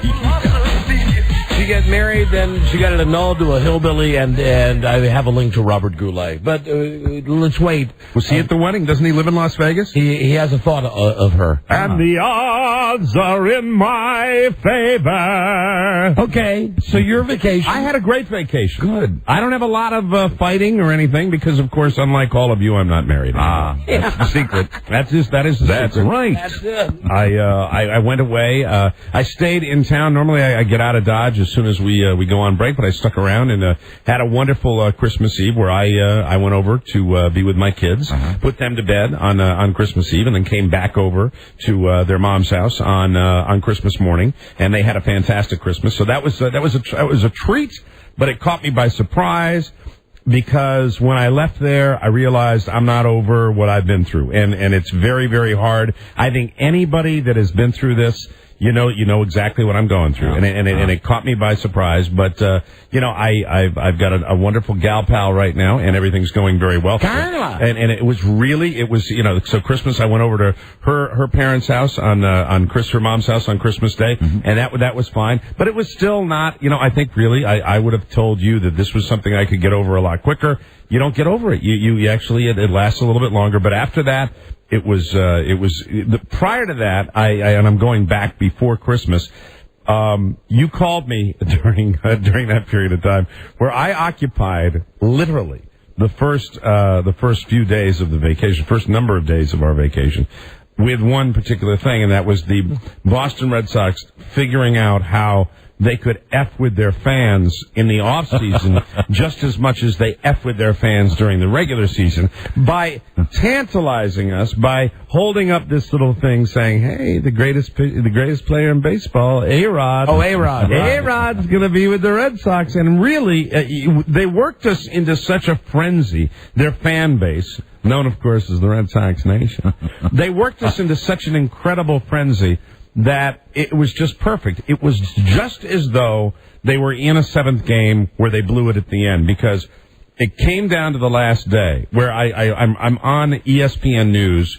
24/7. It's all that's on in my house. I'm watching this and I see this thing and it says, Red Sox reopen talks with A-Rod. Deal probable. Peter Gammons reports deal is going to happen. Peter Gammons reports deal won't happen. Will happen, won't happen, will happen. And then deal is dead. And so you called me shortly thereafter where I had just, it's almost like he senses this. He had other stuff to talk to I me wanted about. to get together. Don was, was calling me just as a friendly call, right, and caught me right at the moment where I had just found out that they weren't going to get A-Rod. And it might happen again. But, I mean, really, when you're a fan of the Red Sox, that's what you pay attention to. Yes. And that got me through the first part of my vacation. Do you share these psychotic feelings with your girlfriend now? With the Red Sox? Yeah. She started dating me when right at the playoffs when they lost the seventh game. I'm just doing some math here. Okay. How old are you? 45 or 46? I am 44. Great. Mm-hmm. Even better. Why? What math? She's not half your age. Now there's no need. There's no need to make big deals about things like that. It's not important. I'm 45. I'm going to be 46. Yes. If I was dating her, I'd be double her age. Mm-hmm. Yeah. Right? Yeah. Yeah, you would. Way to go, Tiger! Now you'll bear with me. Oh, because I got the thing that everybody had, everybody. The creeping crud. Everybody had the chest thing. At least everybody I was around had this death chest thing, and like in the great tradition of Christmas vacations, I seem to get what everybody gets. You got it right before we left on vacation. You were healthy during vacation, I take it? All right, except that one night on the boat. One night on the boat, but I got it, and but I went down to Florida, and it was fine, and. During the trip down to Florida, got a chance to visit a mutual friend of ours. A guy that is really, he's my regular attorney, but Don has used him for legal work also. And Doug. Doug is my attorney who has had a place with his family down in Key West, Florida for a long, long time and wanted me to come down for a long, long time. And I finally say, we'll go down and see, hello. Go down to the Keys. Go down to the floor. Yeah. And I realize that is part of the identity of the. Yeah, no ass. Well, I've never been, and I noticed they have like bathhouses and stuff there, and it was. Yes, they do. The Florida Keys are a very interesting spot, and we got down there, and we took a high-speed ferry that goes from Fort Myers, Florida. Not high-speed ferry. Fast. You're going down on the ferry. Of course you are. It's one of those catamarans that's supposed to go real fast, and they said it's supposed to make it down there between Fort Myers and Key West, the very southernmost part of the United States, in 3.5 hours. And it was more like 4.5 hours, which is kind of just, if they didn't tell you it was 3.5 hours, you wouldn't be pissed off that it was 4.5 hours. But we get down there, and we were just going to go down for a day trip. I was just going to interject that probably that the fact that the trip took an hour longer than you thought, bothered Carla less than you, because I have so many years left, 20 years left to live. That's right. I brought that up myself at a certain point. I said, I don't know where we were, but it was I made some reference to that. Yes, well, it doesn't bother you. You've got, I've got 20 less years to live than you do. And it was funny because we got down there. And I had just gotten this chest cold, and I didn't feel really up to staying, but Doug was down there, and Doug's wife was insisting on us staying down there. And then when that came up, I said, okay, yeah, well, we were late anyway, and we'll stay, and we'll just find a place around here to stay. And then it's like, no, stay at our house. And And I really didn't want to do that. You know how you just you want to stay at your own place. Better to stay at a guy's house who you know than at a bathhouse. Well, I didn't know this, and I thought, hey, we'll look around. And because of the fact that it was the week between Christmas and New Year's, everything was slammed. And finally, we go to this shocker bar. And Doug knows this guy who makes a phone call and says, oh, they got a place down there. You can stay down there. I said, I really appreciate it. Hope I'm not putting you out. But meanwhile, the whole time they're both saying, hey, why are you doing that? Go ahead and stay. And the kicker that finally got us to stay at my attorney's house is because we walk into this bed and breakfast in Key West. And it looked okay, but it was kind of ratty. Isn't that a BB&B? A bed and breakfast? Bed and breakfast. Well, I'll tell you, we walk in, and I said, yeah, so the room's there? Yeah, would you like to see the room? And Doug's wife says, take a look at the room. Excuse me. Yes. No, I called. Is that you? Oh. Excuse me. Doug's wife says, take a look at this room. You want to look at it first down here? I said, no need. I mean, I just got the room. I'm sure it's fine. And she said, well, we go in and we look at the room. The room's kind of not that great. Right. And she said, and my attorney's wife is giving me these instructions the whole way. Now ask what it is, how much they're charging you. I said, how much for the room? And I'm thinking, naively, I'm thinking maybe $50 to $100 for the night. Sure. $277. Wow. For this room that looked like, seriously, you used to say... That's BB&B. That's the blood BM. It was... Bed and breakfast. So we stayed there. Right. I had a lovely night with them. And then the next day, we go do all the touristy things. And I'm not a huge parrot head. I'm not a big Jimmy Buffett fan. But we figure we'll go... we get scooters, because they have scooters down there. And they have electric cars down there, too, where everybody just says, look at this. Of course they do. They've got electric cars on Key West. Look at the speed limit is so low, isn't it? It's 15 miles per hour. 15 miles per hour. And my attorney's got an electric car. He just got an electric car. We pulled around in that. Isn't an electric car just a nice way to say golf cart? It is a golf cart. It is a golf cart. An easy go, probably, it is, right? It's not, but I mean, it's more... It's made by Ford, and I think it's called the Ford Think. Oh, I'm sure it's great. I think that's the name of it. It's called the Ford Pussy. It's the Ford Second Thought. Well, we were cruising around, and then, but you're not a real pussy until you get a scooter. And incidentally, you know how Rob and I always say that's how they get you? Yeah. This is a tip. It's one of my this is one of Mike's travel tips. Good. If you go to Key West, Florida, and you rent a scooter, everybody's driving around in scooters, and it's a lot of fun. But here's the... And your butt has been wherever... think about it. It's like that thing when you touch something or you drink out of some glass. You're drinking something that everybody is drinking. No. Yeah. It has nothing to do with putting your butt on the scooter, but this is how they get you. They rent you these scooters all over Key West, Florida, and then when you rent a scooter, they don't give you any place in Key West to park. And if you end up just saying F it and you park on the street, there are people that follow you around and wait for you to do that. And they're guys who look like village people. Hey, well, it's interesting. I would say that the shorts on the traffic policeman that wrote the ticket were unusually short. We're very, very high cut. But high. But that's how they get you. And, My name is Alan Food. It's Alan Food, and you're parked illegally. Alan Food. I'm following around my electric car, and I'm going to write you a scooter ticket. But, you see these scooters all over, and what's funny is... let me just say, he was queer before queer was cool. I agree. Alan Food. Fantastic. You see these guys that... I saw a pack of men... riding scooters on Key West. I don't think they were gay. I really don't think they were gay. Yeah, right. No, if you'd seen these guys, I think they were pretending to be. It was maybe it was kind of a gay motorcycle gang because they were appearing to be. Even though they were on these little wimpy scooters, which go 25 miles an hour tops, they were appearing to be kind of in a pack of scooters. But went to Jimmy Buffett's place down there, even though I'm not a parrot head. And right before we left Key West, sat down. We've been scootering all around the area, and we sit down. And this couple comes in. Did you go to Alabama? Alabama? Scooter from Mobile. Scooter. Guy walks in, sits down and next to us. And I looked at the guy because he was with this couple. There were two couples that sat down. Yeah. And we had just gotten our cheeseburgers because that's what they serve. In Paradise. Cheeseburger in Paradise, right? And at that moment, I get an odor, a death fart odor that obviously came from him. No, came from this guy that you mentioned a cruise ship. The cruise ship was in town. Yeah. And you know how you can kind of identify people that are coming off the cruise ships? Sure. This guy looked like he'd maybe had a little problem with his diet. And it's the first time I ever remember in my adult life that I actually got so pissed off at a guy that had laid a death fart right in the restaurant. Like, he could have done it out on the street, and everything's open air there. But it was so pungent and so horrible, and he sat right down, and our eyes met. And in that brief moment, he knew, as I was looking at him, I'm like, I know that's you.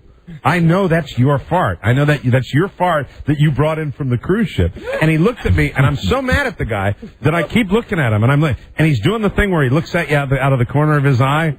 And he knows because sitting over us is this cloud of S-stink that won't go away. And the guy looks back over at me again, and he kind of goes, and I'm looking at him going, yep. And I'm mad at you, and I'm looking right at you because I know it's you. And then he finally got up. And we all know what he was going up to do. To either, take care of whatever brown river was happening up there, or he was going to, clean himself.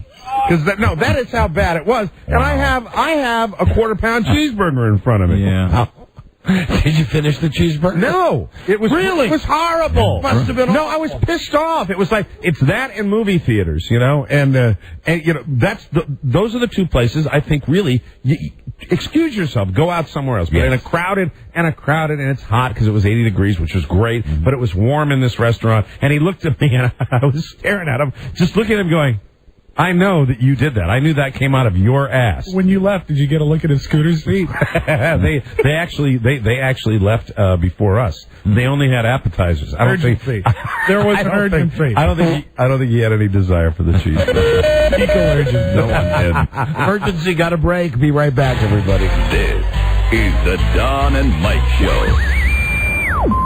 Don't tell me they're just letting the audience just stand out there like that. Oh my God, okay. So let's hurry off, seriously. This is retarded. They told me they were going to do a vamp. No, he's not retarded. Oh no, what are they doing? Let me see. Oh, my panties are short, I grew! I thought they were going to... I know, well, I'm just not going to just stand out there. I thought they were going to vamp. Okay, thanks. The Don and Mike Show. Are they strong? Listen, bud. They've got radioactive blood. Don Geronimo and Mike O'Mara. Oh, that crazy C word. I'd love to say it. Just that crazy, kooky C word. Watch it. Britney Spears. Oh, her. So you've heard this. Oh, yeah. And, Buzz. Oh, sorry. Oh, now, Buzz. The mind wandered. Buzz, you fill in the blank there. Yeah. No. Go ahead. I'll Come on. pass on that. Well, I thought maybe you were talking about, a larger group. Okay. Just in general? Yeah. Glad to be back from vacation, Buzz. Oh, Lord, yes. Aren't we all? Britney Spears, she gets married to this hillbilly, then she gets the marriage annulled. Mm-hmm. It might be annulled. It is now. And we speak well, now. it's PR is what it is. But I guess she was drunk. Yeah. When I think that's PR, too. Well, don't know. Anybody in Vegas? Now, this would be a time other than a phone scan. I could make a call. If you have to. Elizabeth Vargas. No, it's not Elizabeth. No? Jacqueline. Elizabeth Vargas is the anchor lady. So there's the hillbilly guy, and it's funny because his name is Jason Alexander, which is the same as George. Costanza. I was reading a Glamour magazine. Let me see. The wedding is a farce. Mm-hmm. You knew that. 3 o'clock in the morning, they took a limo to the Little White Wedding Chapel. Right. It's good for you, Rob. I almost called you last night during the 10 o'clock news, but I thought we speak too much, and sometimes... Do we? Well, last night on Fox News, had a story about a book that's being published now, being republished. Right. And they've changed the story. Anyway, it is the story of, and I quote now the title of the book, The Adventures or the something of Little Black Sambo. Oh, yeah. What do you mean, like the old book? It's a classic children's book. Did you ever see that book when you were a kid? No, not really. But I certainly know that Sambo's. Doesn't he chase the tiger? The tiger chase him, and the tiger turns to butter. Yeah, he turns him into butter. Right. Mm-hmm. And anyway, they've come up with a different twist now to show that the boy has outwitted the tigers. But there's the whole problem with little black Sambo. The stigma. And because it's little black. Stop it. You're killing me. I'm not saying that. You can't say that. That's funny. You can't say that, though. I just want to say welcome back. You're horrible. Killing me. You're killing me. So there's a reason. That's why I didn't call you last night, because you would call me. See, and now he's misbehaving, and you're encouraging him. So anyway, when I'm watching Fox News and the bottom of the screen says Little Black Sambo, I immediately think of my best buddy Rob. Of course. Well, then there was also when I moved to this area years and years ago. Wasn't there a restaurant chain called Sambo's? They became Denny's, and they had to change it. If you see like an old Rockford Files, right, or Quincy or whatever those shows are, a lot of times they would go to it with the signs, the same logo and everything. Right. Instead of Denny's, it would say Sambo. Yeah, because of the uproar, they changed the name. Anyway, Little Black Sambo and the little Whitechapel and Britney Spears is married and really who cares? I'll tell you who cares. I got to go through my packet. Hold on a second. God damn it, do I have stuff. Robert Goulet cares. Robert Goulet, how are you? And hold on, this led to something even better, because I've got so much about Britney Spears, but everybody knows by now. Robert Goulet got married? No, Robert Goulet... No, Britney did. Does not... Oh, yeah. Robert Goulet does not think that Britney Spears has a voice good enough to sing in Las Vegas. Oh. And the odds are in my dream, impossible dream. Britney Spears, who shows her belly button, has a voice about the size of my little finger, says Bob Goulet. As for his own taste in music, Goulet says he enjoys listening to opera and country music. And that led to... Well, let me go to the site. Give me a second. Yeah. Get my internet up here and tell you where that is. Oh, we're sorry. That's not Robert Goulet right there. No. Sounds a little like him, though. www.robertgoulet.com. He's got his own website. Not taking. You're in. You got to go. There you go. All right. Nice to see they fixed the computers while we were gone. Goulet. And Robert Goulet has been, I believe, a 3, 4, 5-time guest on this show. Many times. Most recently to wish you happy birthday. I think happy birthday, Robert Goulet. You got to go to this website. It's the Jivist. Please, it says robertgoulet.com. Really worth. Please enter my space. So this is where I'm like. Hi, Robert. I'm reading the story about Britney Spears, and I say, oh look. Robert Goulet is speaking out against Britney Spears. So you go to Robert Goulet and it says, the man, the actor, the entertainer. How about let's go to Goulet on Goulet. Goulet on Goulet. Yes, let's. Remember all of this because of Britney Spears. You have his celebration of life. I am not Stanley Applebaum. This is his real name, right? My best name. My best day, right. Excuse me, my best day. Can we see his best day? And Goulet's wacky side, yeah. Have you looked at his best day yet? Yes, I have. Is it as good as... I mean, that's the one I would go to first. Here you go. Now, check out the picture. He's got a cigar. It would be difficult to decide my roller coaster existence just when I had my best day. Perhaps it was when I married my present wife, Vera, or the day my 3 children were born. Certainly the day I came away cancer-free from a prostate operation stands near the top. For now, every day seems as it should be, and the best day of them all. I like to think of them as such. Robert Goulet. How boring. Yeah, so he's... I was hoping for more. Well, there's... It all started with a massage. Now, this is something that cannot translate on the radio. So you got to go to this website to see Goulet's wacky side. Got to go. And remember, this is under Goulet on Goulet. There's a couple clicks you have to make. Right. This is a... Hold on. Hold on. It's cartoon. Bob Goulet's cartoon. What? Yes, what the F is that? It looks like something that seriously you could hold up at a Charles Manson trial and say, this is the note that Charles Manson wrote to Sharon Tate. It is... I'd say that was his best day. It absolutely... This is the worst doodling I've ever seen. It defines description. Yes. The first panel is what appears to be a pig, and it says, what?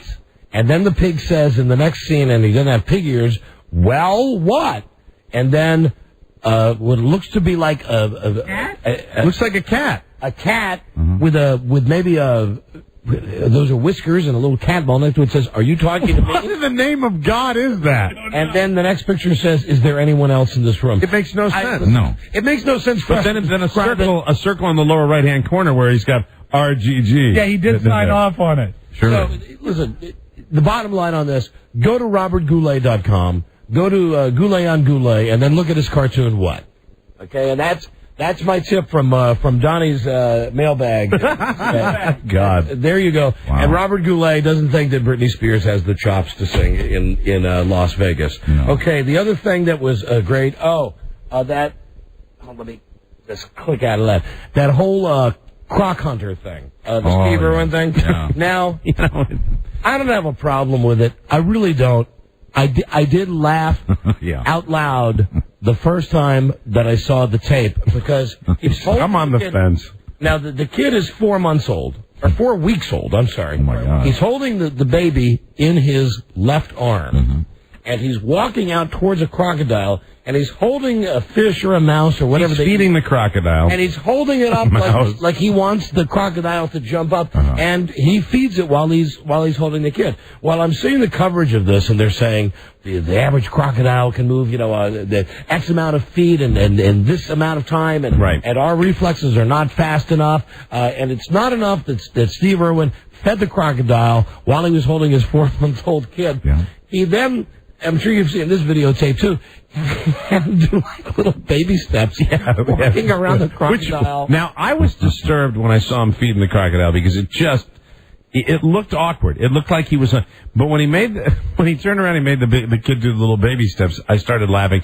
And then I suddenly realized, if this guy lives it, he's with it all the time. Yeah. I don't know. It was kind of stupid. I don't have a problem with it, and you'd have a problem with it if that kid, was sitting there with a leg hanging out of the croc's mouth. Yeah. Steve Irwin is mad at people who have accused him of endangering his son because they're talking about bringing charges up against him. I love this. I love what he says. He says, they said, would you do it again? Absolutely. Yep. What would you do? Would you do anything differently? He said, yeah, I wouldn't have cameras there. I wouldn't have cameras there. There you go. So anyway, and he will not be charged with violating any laws. And he promised to give a current affair, a videotape from his reptile park where he staged the act, where he says that will prove it's not as dangerous as it appears. Yeah, well, you never know. But the one thing, those animals are unpredictable. They're fast. Don't we have now? I know we didn't plan this, but don't we have a baby sound effect and a crocodile sound effect? Yeah. I know we've got it. Well, isn't the crocodile sound effect the sound effect we use for a growling dog? Oh, it's alligators too, Mike. It's a lot. Oh, and while you're getting this together, last night I'm flipping around and I want so much to watch the Celebrity Poker. And I watched the Celebrity Poker. I love the Celebrity Poker. Emily Proctor. Ow. Yeah. Right.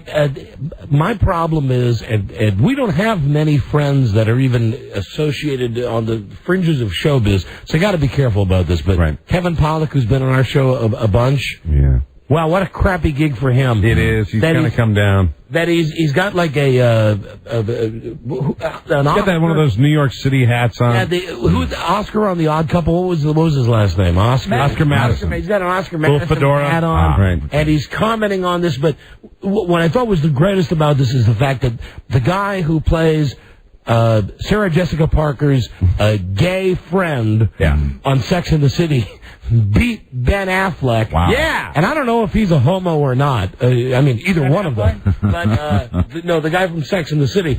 I don't know if he is, but he sure did bet like a homo. When he would push all in, I mean, he would just, he's got that homo thing with his hands. When he pushed in. And he would push it. That's it, I'm all in. Yeah. I'm all in. And then he kicked his ass. So I didn't stay with it. So Emily Proctor went out early. Emily Proctor was out in the second round. I had heard somewhere that she won it. Don Cheadle stayed in a little longer. Right. No, it was the guy from second. Schwimmer got, aced out. And Schwimmer, to me, was the only one that was kind of acting like he was Mr. Card Shark. Well, here's the deal with that show, too, and I was reading about this, that they're prompted from off stage that because they have those cameras where you can see their cards. Mm-hmm. And they've been working with coaches all week, and the coach would look at the cards and at some point would say to them, go all in now. Go all in now. Oh, that sucks. That's just what I had read. What, that they have coaches? That they have people that have, yes, they definitely have coaches who have coached them up. But nobody, I mean... They sound like Steve Spurrier. We're going to coach him up. They have coaches that have coached them up for the Take a knee! Leading up to this tournament. But actually when they were playing, they didn't say... I read that they would be getting prompts off camera like, go in now. What, Robbie? You mentioned earlier we don't have many celebrity friends on this show. I do have a voicemail from a celebrity friend if you'd like me to draw it up for you. Oh, would you? Yeah, absolutely. Why don't you get that? And while you're doing that, let's take a quick trip to Australia and see what Steve Irwin is doing. This is just the audio tape. The crowd sounds were not involved in this. Isn't Steve here? Crikey. This is one of the most dangerous crocs in the whole world, mate. And I got my little baby in my right arm. There you go. There we go. Look at the size of it. He's a real ripper. Oh, now quiet down, me lad. I'm going to walk up see as quickly as I can get to it. I'm going to feed this cock. I'm going to feed this cock a little fish. There we go. All right, now, quiet. Quiet, baby Steve. What was that sound? Sound like something popped out of the crock. Don't be upset. I'm just endangering your life in front of a giant crocodile, mate. Hey, tomorrow, baby Steve, we're going to crawl into the cobra den. That's right. I'm going to put you on all fours crawling right in front of the hissing, pissing cobra. There you go. I don't know the sound of a baby popping out. I don't know why we have the sound of a champagne bottle there. I'll tell you why, Donnie. That's because every time you play that baby sound effect, you talk about somebody squeezing one out. There you go, baby Steve. Hey, look at that giant crog. That's right, mate. It's a ripper. Pretty great. And then they follow that up on the news with the footage of Michael Jackson hanging his baby over the leg. Well, it seemed like Steve Irwin was just a little more in control of his own body. So I was a little more at ease with Steve Irwin. A little stronger. Yeah. You got a little stronger arms, Buzz. Yeah, you got that celebrity message? As you remember, before we went on vacation over our last episodes, we called Dick Van Patten. Ah, yes. To wish him a happy birthday. Hi, Rob. And we got a message back from him. Punch it up. Here we go. From Dick Van Patten. Sorry, I'm never here every time the guys call me. But anyway, wishing you a Merry Christmas, Happy New Year. And sorry I missed you, but tell the guys Merry Christmas for me. So long now, Dick Van Patten. Bye-bye. Everybody listens to your show. Every day people come up and tell me how much you talk about us. Bye-bye. That was an Eddie Money message. Let's hear it again. X, enter 5. Delete 6. Hi, it's Dick Van Patten. Sorry, I'm never here every time the guys call me. But anyway, wishing you a Merry Christmas, Happy New Year.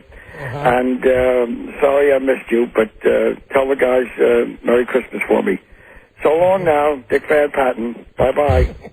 Everybody listens to your show. Every day people come up and tell me how much you talk about us. Bye-bye. Okay. Why'd he throw in the Dick Van Patten twice? Sorry, I had Dick Van Patten. Hey, guys, Dynamite, this is Eddie Money. We had a great time at that party. Good time at that party. That's a very strange message. But then again, we've proven in the past that Dick Van Patten leaves strange messages. Another Van Patten. Here you go. Vince Van Patten. He's the guy I think he had the original TV show with poker. Right. Yeah, it's a World Poker Tour. On the Travel Channel. Now he's got a new show. He's going to do a reality poker. Poker Dogs, name of the show, will bring professional poker players, not real dogs, bugs, professional poker players in an elimination-style competition, which is on almost every single freaking channel. Well, you know, really, when Dick Van Patten first told us about Vince Van Patten hosting that poker show, it was right at the beginning, and then this wave of poker shows just hit. They're very popular. And let me see, what else do I have? There's Southwest Airlines. I can't believe this. Southwest Airlines is starting a reality show, or they've been approached about starting a reality show. Now, who wants to see this? I can't imagine that they're going to show the stuff that really happens on an airplane. I'm not talking about... I don't care about the airplane. I want to see what happens in the hotel airports. Terrorist stuff. Did you see that pilot that they got that was bombed? The Virgin Airlines? Yeah, I think it was on Christmas Eve. That the guy apparently was going through security and smelled like booze. And didn't the transportation safety guy also get popped for DUI? Like the night of the big scandal where they held the plane on the tarmac at Dulles. Right. And the guy from Virgin Airways, he wanted to go home for Christmas, and they wouldn't let him go home because he's from London. They said, "You can't go home, dude, because you were going to get on the plane and fly home, but you were drunk." Yeah, it was absolutely. Well, I would imagine it's a high stress occupation. Sure. I don't know. We do it all right every day. We got a lot of stress, and we're not drunk right now. Okay, why don't you just speak for yourself, please? So the airline reality show is from Southwest, and they're going to follow the crew, and they're going to follow people behind the scenes stuff. Yeah, It's like a half hidden camera and half you're really on camera. There you go. Eric Estrada's doing that stupid surreal life show. Isn't that the show that MC, I'm not going to say his last name, did before? Yes. Yeah, that's the one that he's going to be on. Right, so Eric Estrada. I think you got Eric Estrada, you got Ron Jeremy, you got some no-name that I don't even know, Tammy Faye Baker, right? She's going to be there. And hold on, you know what, I'm missing one thing here. Man, this sucks when you work and then I can't find my bad, here you go. Hold on. Bad breath test. People with lung disease suffer from bad breath. This bullet is best. People with lung disease suffer from bad breath. Researchers at UVA, University of Virginia, say people with conditions like asthma and cystic fibrosis have highly acidic breath. I don't agree. And a simple breath test can help you spot diseases. Really? If you know someone who has bad breath, someone get our former engineer, Nick Rosenoff, on the line. He's death breath. He's diseased. The worst. Apparently what you're supposed to do is just walk up and say, "Hey, how do I smell?" And if your acid levels are very high, then you basically you're going to die. So it's a sign of disease? Yeah. I'll say the name. The proof that this story is not true. Mel Carmison. The CEO. Healthy as He's the CEO of our company. Very good. Healthy as a horse, to the best of our knowledge. Let's take some phone calls. It's been the entire show. Here it is, 2004. I think we've had an excellent show thus far. Yeah. It's been all us, none you. So let's change that right now. It's one of our goals for 2004 to make your phone calls the highlighted feature that they should be. Very good. With the rotating random phone scan. Now, keep in mind, anybody can call on any topic. These calls will be on screen, and I will tell you right now, I will hang up on your ass if you do not entertain us and move the show along. Yes, right. Yeah. The real philosophy of all people calling this show, you should have that great Broadway standard in your head. Let me entertain you. So whatever you got, we're ready for you. Phone number is 877-365-3636. From Canada, 800-636-1067. The rotating random phone scan lies straight ahead. This is the Don and Mike Show. You know, Beverly golfers like to keep dirt and debris off their golf balls. Oh, yeah. Particularly when you're putting. They call me 3-putt Buck. That's why we have cleaning devices around the golf courses. You know, those things you squish up and down. Well, one golfer didn't use a wet towel or any cleaning device. He licked his balls clean. The Don and Mike Show. Oh, God damn, I'm dry. You need a record, man. Dry. You know why? I was just contemplating, excuse me, ladies and gentlemen, contemplating we should call Robert Goulet or not right now. Yeah, I mean, we could call him right now. Committed to your phone calls, though. No, call him tomorrow. That's a good idea. A kind word need not cost much. With half a loaf of bread and an empty cup, I found myself 2 friends. Right. Don and Mike. Thank you. Thank you, Dude Walker. Yeah, listen, go to robertgoulet.com. Yeah, find out how wacky he is. Go to Goulet on Goulet and look at his cartoon. And you tell me if that doesn't look like a retard picture. He's a funny guy, too. He'll explain that doodling. I know he will. I have faith in Robert Goulet. On tomorrow's episode. Plus, we're going to debut a brand new game that they came up with here. It ran it past the guys, and we honed it and refined it. It's simply called My Mom's Vagina. You're going to love it. That's we'll have to do that tomorrow. Maybe someone during the rotating phone scan can tell me. I hear that the Lord of the Rings, the one that's out now, is 3.5 hours long. That's a porno, right? Is that correct? That's what I hear, yes. 3.5 hours. Lord of the Sea Rings. That's great. That's great. My wife said that movie right now. What's she doing in a porno movie? Fantastic. She's in them. Yeah. I thought she was in them. I thought she's not anymore. Oh, and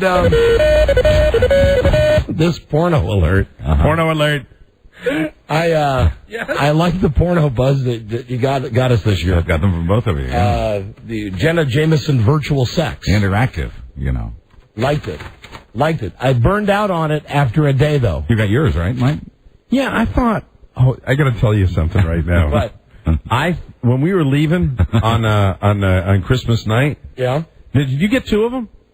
I got one for you and I got one for Don. Because I thought when we were up in the office, and I got to check all my stuff, that you had thought that was from Buzz to you, and you were taking that home. And I thought, because I didn't see mine, that you had in fact taken mine, but I didn't care, so I didn't make a big deal. I wasn't going to say that was mine. And that night we were leaving the office on Christmas night, all getting ready to go down to the Christmas party. I mean, when we had our Christmas party, I really thought that you had taken my porno. And I wasn't going to say anything, but I was kind of sitting there going, well, he thinks Buzz gave him that porno, but in fact, Buzz gave us both. I did some shopping. I think maybe my porno's missing, and I'm not kidding. I think somebody took it. I want to tell you. Wow. You can work your man to this a couple of times before you get tired of it, because she has the exact same reaction.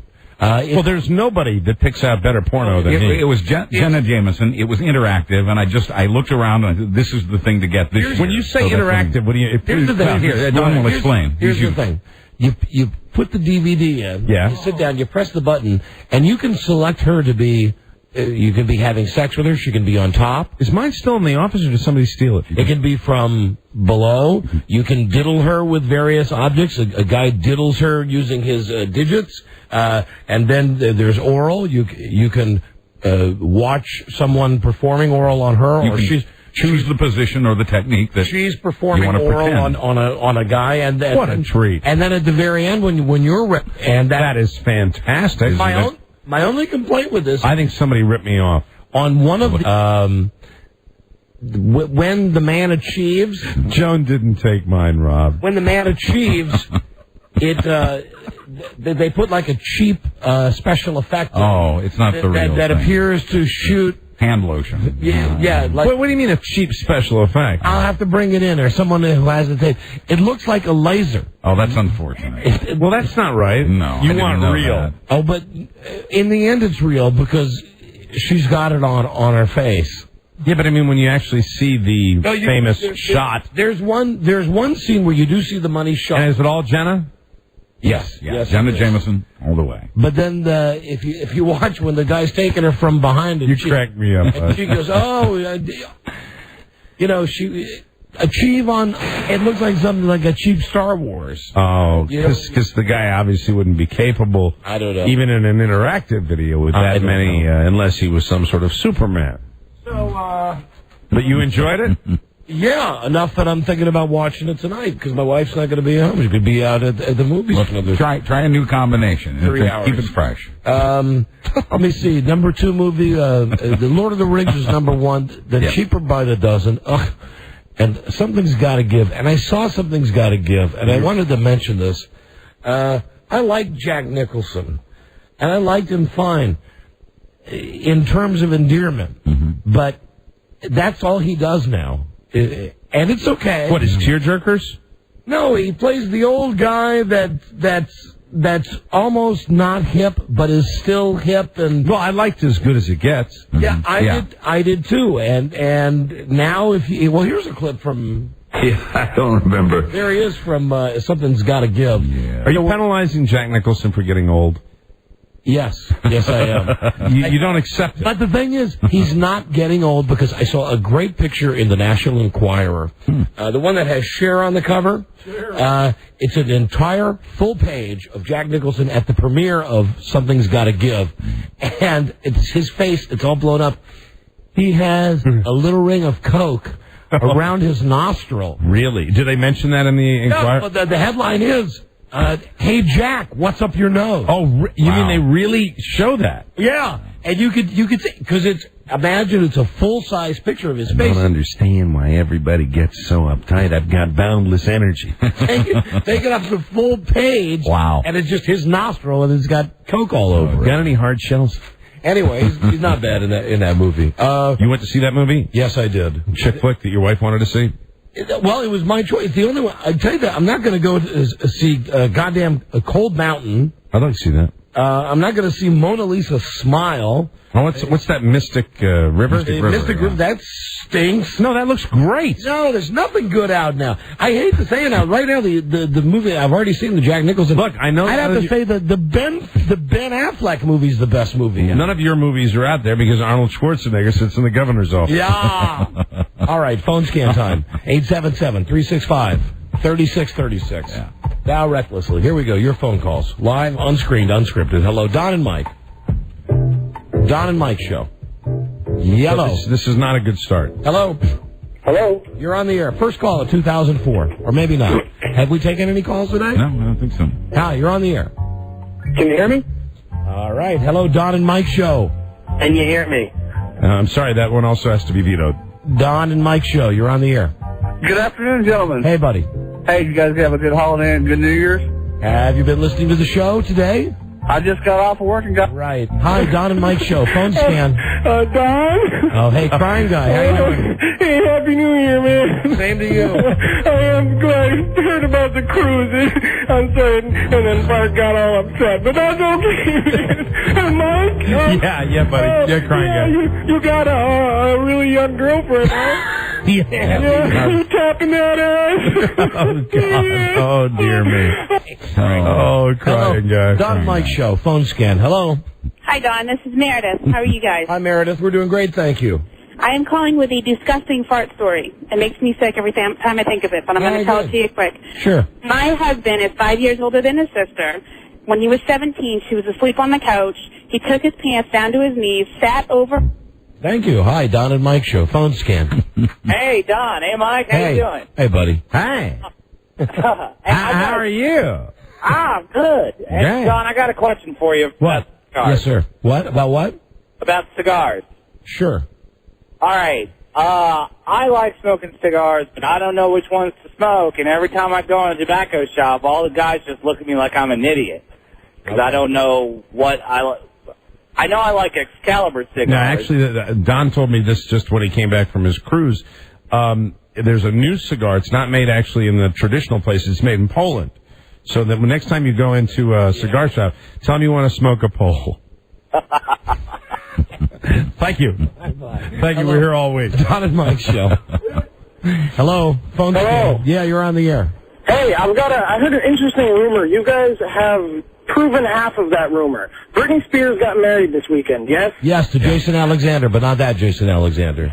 And I also heard that she annulled that 3 hours later. Yeah, I think that's right. Two days. That is true? 2 days. God, when is it going to stop, this Hollywood marriage? I mean, well, I got to say, at least that guy's lucky, because he at least had to be with her once. 3 hours. I mean, come on. I don't think he banged her. I think you're joking? They're like high school friends, and they got drunk and did it as a lark. Mm-hmm. That is something else. If I married Britney Spears, you best believe I would have had rumor? The whole premise of the phone call was a ruse. Could you answer that question, please? You started out, you said, we've confirmed this rumor. What are you talking about? that she got married and got annulled 3 hours later. Yes, Buzz says 2 days later. I'm glad that we're your source for news. 2 days? A little respect for our guest, documentarian Ken Burns. Hello. Don and Mike show. Phone scan. Hello. Hey, Don. Yes, and Mike. Hi. Hey, both you guys. First time in my life. For what? Blood in my stool. Happy New Year, guys. Talk to you later. Let me just say welcome to the club, and don't hang up. Are you there? He was going to be a prize winner. Yeah, I mean, blood in the stool gets a prize on this show no matter what. Don and Mike's show. Hello. Just saying it is reward enough for him. Hello. Hello. You're on the air, Don and Mike. Yeah, hey, some of the celebrity poker thing. Yeah. Yeah, I watched the beginning of that. I only knew half the actors, and half the actors that I knew were gay. I mean, they need to get some. Well, no, hold on. So you knew the gay actor. Who was gay? Who was gay besides the guy from Sex and the City? And he might not even Ben be Affleck. gay. We're all some friends. Yep, gay. Yeah. Okay. David Schwimmer, gay. You think Schwimmer's a fact? Don Cheadle, known Hollywood homosexual. Yeah. Well, I came up with my own thing. Emily Proctor of CSI Miami, lesbian. Huge fag. Emily Proctor, faggot. They need to get a talk show poker going on, and it needs to be good people like you guys. Yeah, there you go. It needs to be Howard Stern. And it needs to make it needs arguments. It needs Bill O'Reilly in there, Pat Buchanan, and Rosie O'Donnell. Now I think maybe some fist fights will be going out and everything. Buchanan. He got the wrong name. Paul Buchanan? Who'd you say? Who's the Buchanan? Pat Buchanan. Pat Buchanan. I got to tell you something that reminded me. It'll embarrass him to say this, but I have to tell you. Mike Buchanan. Yeah. From Channel 9. Good friend of ours. Who recently was retired from Channel 9. Is that the right word? I was walking the halls today and walked past super producer Charlie Boyhill's office. And I picked up the phone and he said, sure, I'll talk to Mike Buchanan. And I went to Mike Buchanan, the TV anchor guy. And as I was walking down the hall, I heard Charlie telling him that we don't currently have any openings. So, ouch. Oh, really? Ouch. Yeah. But somebody should hire him. Buzz, you were hanging by a thread. I know. Well, that's just another day for me. You were hanging by a thread because I'm thinking, wow, okay, Buzz, been working with him, good friends for a long time. However, Mike Buchanan. Veteran TV icon, you know. You never know what fun we have with Mike Buchanan. We'd last one day with Mike Buchanan. I mean, we've been on an airplane with Mike Buchanan. Yeah. That was very rough. And his son works over at Channel 9, too. So there must be like some hard feelings over there. Yeah. I don't think it was, who knows what the details are. I don't think it was a friendly parting. No, I don't think so either. It's unfortunate. And what about that whole running into the deer thing? as long as we're on the topic. Accidents happen. Was it an accident? Been on my mind for a long time. Are you wondering, like I am, if the deer had been drinking? You've crystallized my thoughts.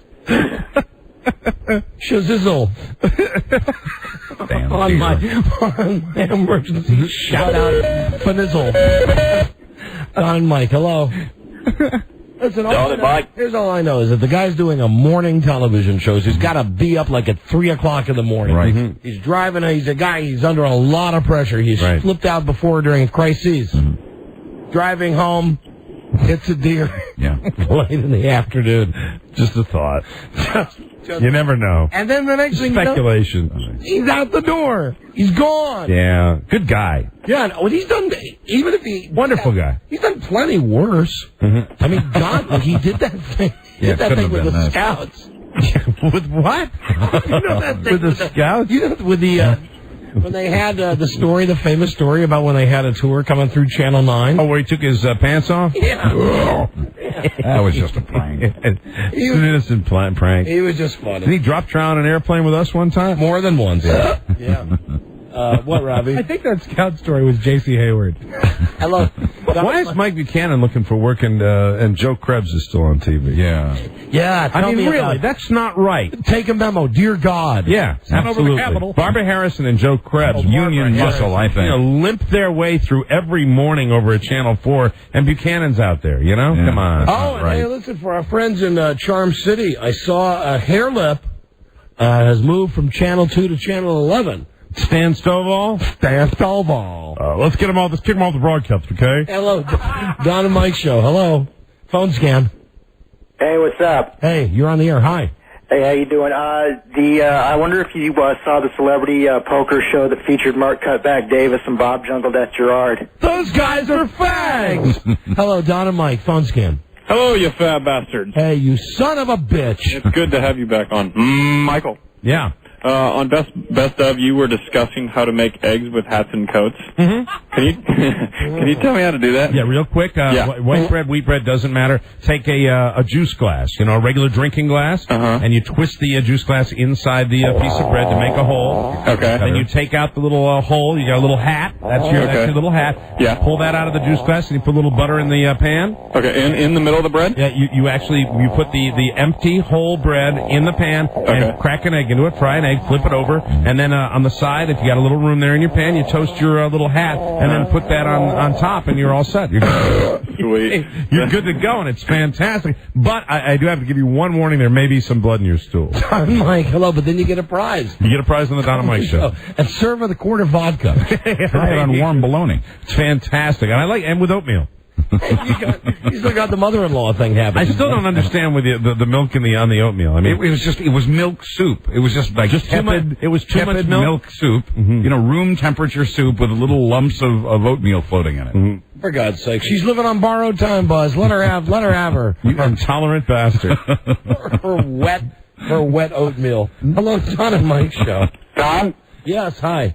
Hey, over the holiday, I am about to pass my first kidney stone. Hey, congratulations. I had that one time. And between the first sign and when it actually passes, about how long am I going to wait? Everybody is different. Mine took about 7 days, and I want to tell you something. You get here's how you know that a great way. And you had two? Yeah, and I'm not kidding about this. If you go to take a leak and you have two separate streams, like if it's shooting from the left and shooting... Wait, that's supposed to be normal, I thought.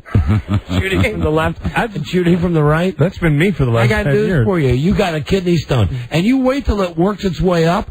And I did all the stuff where you go to the doctor's office and you have to lay on this table and they get this electrolyte thing, and they're rubbing it on your D because they're trying to... Do you get excited? They're trying to... No, because it hurts. They're trying to break up the kidney stone. And when it finally passes... It's the greatest feeling in the world, but you wonder how the hell it ever made it through the tip of your D. Right. Because it is so big. They say that when you pass a kidney stone, you can get some idea of what it's like for women to give birth. No, absolutely. Absolutely, this has to be tougher.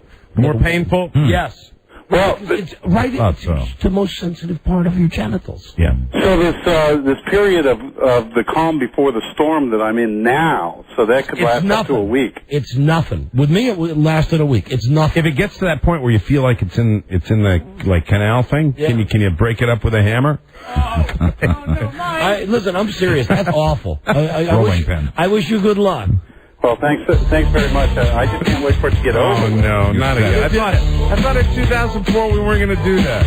Well, there's some stuff we're not doing. I'll tell you one thing we do is we lost the click sound effect. Oh, no. Oh, no, we got it. Here we go. Click, click, click. All right, the hammer alert. You were playing the click sound when Steve Irwin was before. Click, click, click, click. I know, a lot of the sound effects aren't... Well, listen, good luck. Whatever. Good luck. Use the hammer. Yeah. Don and Mike show. Hey, Don and Mike. I had a hernia surgery about a month ago. Yeah. And thought I was ready to, perform my marital duties. So I figured I better try it out in the bathroom first. Working my man, and blood came out.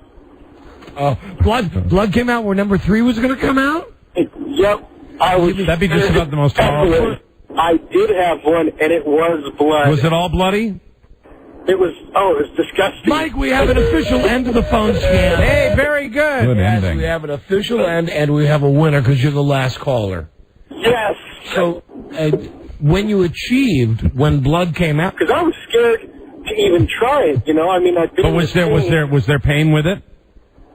No, not really too much because the stitches were out, and I was just like on the road to recovery. And I figured, how long am I going to wait? I think I waited about a week and a half, 2 weeks. I have always maintained that, obviously I don't know anything about women, but with guys, I've always maintained that from the moment when the thermometer goes off, when you start Moment of no return. You know, when you mean like when the moment comes? When you turn the tap on? Yeah. And it's only one way.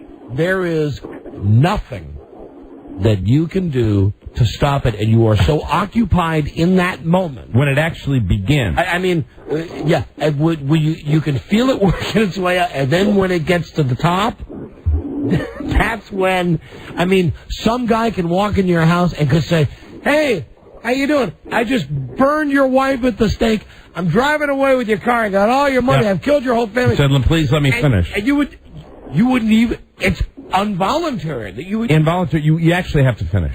You would go, oh my God, don't, oh. It's a law of nature.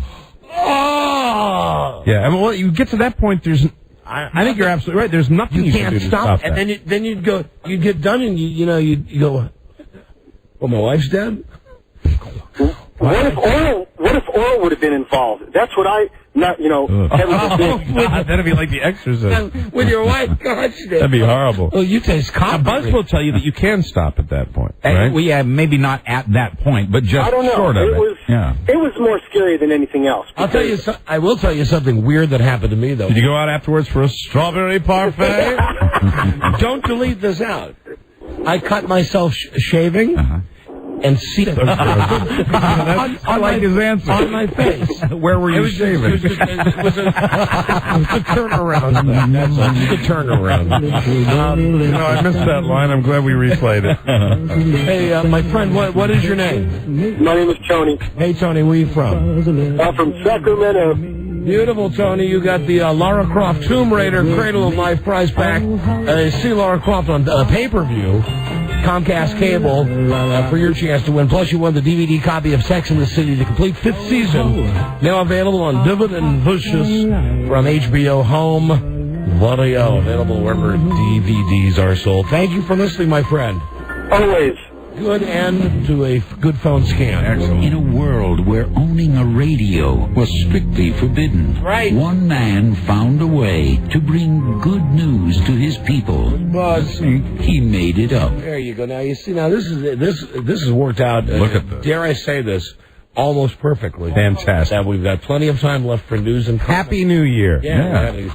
Nice, good show today. Buzz? Yes. The show's not over. We got an hour to go. That's right. Buzz, what is your lead story on the news and the comments? Today, God tells Pat Robertson who'll win the next presidential election. Amen. That's the pipeline. That is. And it's not your guy, incidentally, Mike. It isn't? No, it's not your... It's not General Wesley Clark? It is not. It is not. It's my choice. It's Clay Aiken. He hasn't even come out yet.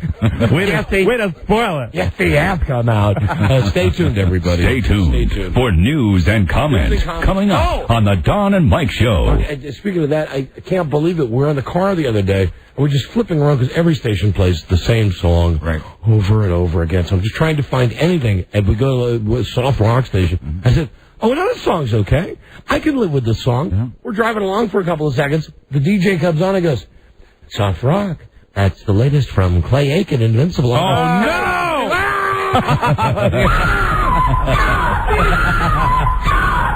What's happening to me? And then I shaved, and that's when the semen came out. Anyway, and that was all very... not irrational. This is the Don and Mike Show. What's the word from Planet Crackpot? The Don and Mike Show. Doing an adequate job. Don and Mike. Time for news and comments now with Buzz, brought to you by Verimax Sexual Pleasure. Performance enhancer. Someone call for a doctor? Dr. Developed clinically tested Verimax works. It is Rite GNC, other select retailers try to pay Verimax 1-888. Try VMAX. What was I going to ask you before we got to the news? Oh, Joe. Come here for a second, Joe. Joe Ardinger. Joe! And Mike, did you remember to tip all the people you should have tipped this year? No. Tip your garbage guy? No. Tip your mail guy? I don't have a garbage guy. I take my own stuff to the dump. Tip your mailman? No. I can make that up because I don't have a mailbox. Huge. I'm not kidding you. I don't have a mailbox and I don't have a garbage. Huge man. mistake. But you know, wait, no, excuse me. You didn't even hear what I just said. You don't have a mailbox. You wanted to say huge mistake. Well, then you obviously must go to a P.O. box to get your mail. Yes. There must be someone that you see on a regular basis there. I see 2 people on a semi-regular basis there, and you light them both up. I can make that good. Yeah, light them both up. And you really should slip yourself about $20 to make sure that trash gets taken. Yeah, I will. I flipped out at my wife because right before Christmas, the Monday before Christmas, the trash guys drove away, and I said, and I had the cash in my pocket. I said, what are you doing? I said, the garbage guys don't get tipped from people like they look forward to the tip. Well, weren't you supposed to hit them before that? I wanted to huge hit them. Mistake. Wanted to hit them the week before. The Monday before Christmas. So I sent my wife out and told her to. I wasn't there. She said, my husband normally does this. And then, don't you know, when they came by the week before New Year's, I went out and lit those guys up. And they got that's just obviously. I've got other things to worry about. Crappy job.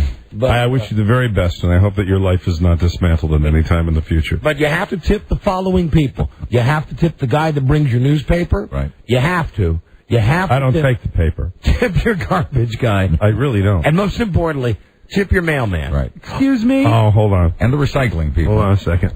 What? Gets a post in a USA Today every day. That's right. What are you doing? Here's the newspaper deliveryman. It's Rob Spiewak. There you go. Joe, here's for the Post. And that's for the USA Today. Hey, laugh. That's a bottle and a half. I know a lot of people. I know a lot of It's for my iced teas. All right. Joe, I know a lot of people are wondering. We've had everybody on the show today except Joe in the very beginning.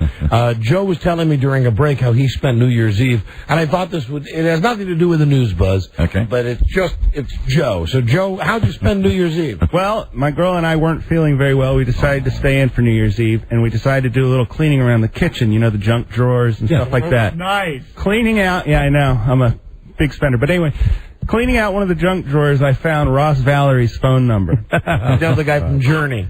So I said to her, after midnight, we got a little of our drink on. And he's probably listening now. I'm going to call Ross out in California and wish him a Happy New Year. So at about 12:15, I dialed up Ross, and Were you lit? Yeah, 12:15. Of course you were. Yeah. And he answered his phone like a Chinese restaurant. Chinese accent. And I said, well, is this Ross? And he goes, yeah, who's this? And I said, it's Joe Ardinger. And he goes, I recognize that name. And I said, from the Don and Mike show. And he goes, oh, hey, how you doing? We exchanged pleasantries and holiday greetings. And I asked him what he was doing, and he said he was cooking steaks with filet mignon with peppercorn. Ooh, yummy. And then I asked him if he'd talk to my girl real quick, and he said, quickly, put her on the line. My peppercorns are getting cold. So she got on the line, and he said, get rid of the monkey. I'll be there in 5 hours. And that was my call to Ross Valerie. Bass player for the band Journey. My only rock star friend. That's terrific. Joe's not just a name, it's an idea. That's right. Terrific. That's the reason we're number one, folks. Imagine that. Hey, can I speak to Mr. Ross Valerie? This is Joe Ardinger from the Don and Mike show. That name sounds vaguely familiar. So, what you doing? Well, right now I'm roasting some peppercorns. Can you talk to my gal? Well, I'm very high and drunk. Put her on. Happy New Year, Ross Valerie, from all of us at the Ardinger household. And Happy New Year from all of us in Journey. Oh, wow. How'd you get this number? There you go. He collects them. All right, Buzz. Yes. News. Here we go with the news. News about God. That's right. Hi, Donna Mike. A TV preacher, Pat Robertson, says God has told him that President Bush will be reelected in a blowout. Yeah, shocker. Quoting Robertson on his show, The 700 Club, I think George Bush is going to win in a walk. What happened? I'm hearing from the Lord it's going to be like a blowout election in 2004. I don't know if the Lord said or if that was just Pat Robertson. Didn't Pat Robertson say something? I know that Oral Roberts said that thing about that God's going to take him home. Right. But didn't Pat Robertson has said many, many things over quoting the years. God, right? Where Yes, he said he's had conversations with God. That's right. Robertson says he spent several days in prayer at the end of this past year and learned this. Quoting again, the Lord has just blessed him. He could make a few mistakes. It doesn't make any difference what he does, good or bad. God picks him because he's a man of prayer, he says of George Bush. Douchebag. I mean, Pat Robertson. Right. Not God. Didn't he run for president at one point, Pat Robertson? Tried, thought about it, made a start. Well, in some ways, God is a douchebag. I'd have to say that. I'll go. Why would you have to say that? Well, you look at mudslides and earthquakes. Hey, you douchebag, what are you doing? Those are well-crafted mudslides, Don. It's all part of the divine plan. That's right. Yeah. Tell that to the people that are dead. It's all part of the plan. And how do you feel when one of the mudslides... I shouldn't have it. This is not funny. Mm-hmm. No, that's right. One of the mudslides on Christmas Eve in California was a church. Yeah. Jesus, no pun intended. You're not safe in a church. Come on. God's a douchebag. No. He's testing us. He has a sense of humor. And what's that test? The test is to see how we perform in adverse conditions. So and then if we die during something like that, he tests our family members who are still on Earth as he calls us home. So God is using us like a giant video game, and he's just sitting around on Christmas Eve and goes, hey, you know what? You see that family? Happiest night of the year. They're in a church. They think they're safe. Watch. Mudslide City. Death. Hysteria. Mm-hmm. And that's the test? The ultimate test. Video game with a purpose. Look to the tale of Job, in which he punished Job for generations, really to win a bet with Satan. Mm-hmm. Just not to oversimplify. I love it when we get theological. Not at all, Rob. That was like just to win a bet. That was like happened. He said, "I can do whatever you want." You know what that is? Biblical scholar Rob Stewart. That is the Bible for dummies. Is that it? That's what you just said. I said I brought it down to 2 cents. You're not watching those tapes that Kathy Lee hawks on TV, are you? Hey, they're really wonderful. Those stories. Yeah, there's the tape 2. I think it's called Mudslides and Winning Bets with Satan. Anyway, my point is that, and I love God, and let me just say right now, because I make crazy statements like that all the time. An emergency shout out to God, who might be a douchebag. Well, in fact, I know he is a douchebag at times. Well, you mean that in a loving way, of course. Yeah, he's the almighty douchebag. A minister who often criticizes Pat Robertson makes a reference here to Bush's political advisor, quoting the Reverend Barry Lynn. Maybe Pat got a message from Carl and thought it was from God. Well, now, why doesn't God do something to Pat Robertson? That's how I know God's not a douchebag. Maybe he's right. Or he's testing us. Enough with the tests. Tell me. And there's been tests for thousands of years. It's always been that way. I've had that thought too. Everything's a test. Why are we like rats on crack? Why are we like the rats that are in the maze where you can never really get out? Well, maybe he's testing us because he sent his son down to us, and look what happened. And to quote Jack Nicholson from that other movie where he played the guy that's nuts. You got any hard shells? What if this is as good as it gets? Mm-hmm. If that's the case, punch me out. If this is it, you simply make the best of it. No, Buzz, it gets nothing but better from here. Mark my words. Bet with Satan. Oh, jeez. Oh, Jesus. So, no, you always got to think things are, no matter how good things are, things have to get better. Things can always get better. You got to look. Is this it? That's what I was thinking on Christmas, as I was screaming at my son and he was screaming at my wife. Does it get any better than this? Is that what you're thinking? And then I said, God's a douchebag. Oh, my. Expect more in 04. Dear God. More than 3 years after Kim Basinger and Alec Baldwin ended their marriage, the divorce battle fires have been stoked again. In the National Enquirer, Kim talks about being beaten by Alec. Alec Baldwin, come here. Hi, Mike. How are you? What are these allegations? Did you beat your wife? She's a douchebag. I am God. God is a douchebag. Oh, dear. Alec, that's horrible. I only beat her with her Oscar. You're going to go straight to hell. You know that, don't you? I'm saving room for you. Well, you're not saving room for much else. I saw you on the Sharon Osbourne show. You're very fat, Alec. Yeah. Alec, when did you start what have you been eating lately? You seem very fat. Everything and everyone, Mike. It's Alec Baldwin. Alec Baldwin. You might remember me from that Tom Clancy movie, I'm Not the Same Man Anymore. No, not at all. As a matter of fact, we were thinking, Rob and I saw that together, that we should nickname you Fat Alec. I I was in there, too. Do you remember, Mike? I was in the room at the same time. Oh, you were in the room. It's Don speaking to you now. I was Don there, or did he come late to that party? He was there. Oh, you were there? I never come late. Yeah, I beat her. Sure, I beat her. I beat her with the Oscar. And then we had sex with the Oscar. In the National Enquirer, also, Alec talks about Kim drinking herself into an alcoholic rage. Slut. Hold on, I got a phone call coming. Same a-hole keeps calling. Hey, what's the retarded brother of mine who called your show? Danny. Is he the one on Celebrity Mole? No, I believe that's Steven. Steven. Douchebag. Yeah, both of them, or just Steven? All of them. All the Baldwins. Alec. Me, Alec Baldwin. Fat Alec. F.A. The Enquirer says these issues, these charges the two have against each other could lead to a public trial over custody of their only child, who's 8 years old. No, don't do that. Phone's ringing. Who's that? Different a-hole.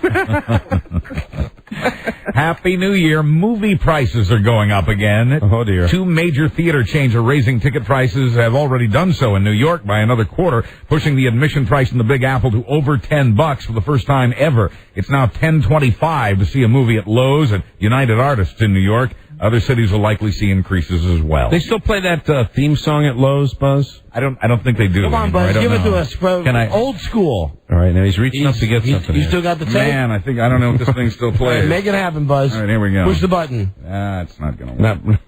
You can do it without the background music. No, I got your little Lowe's theater song. Background music.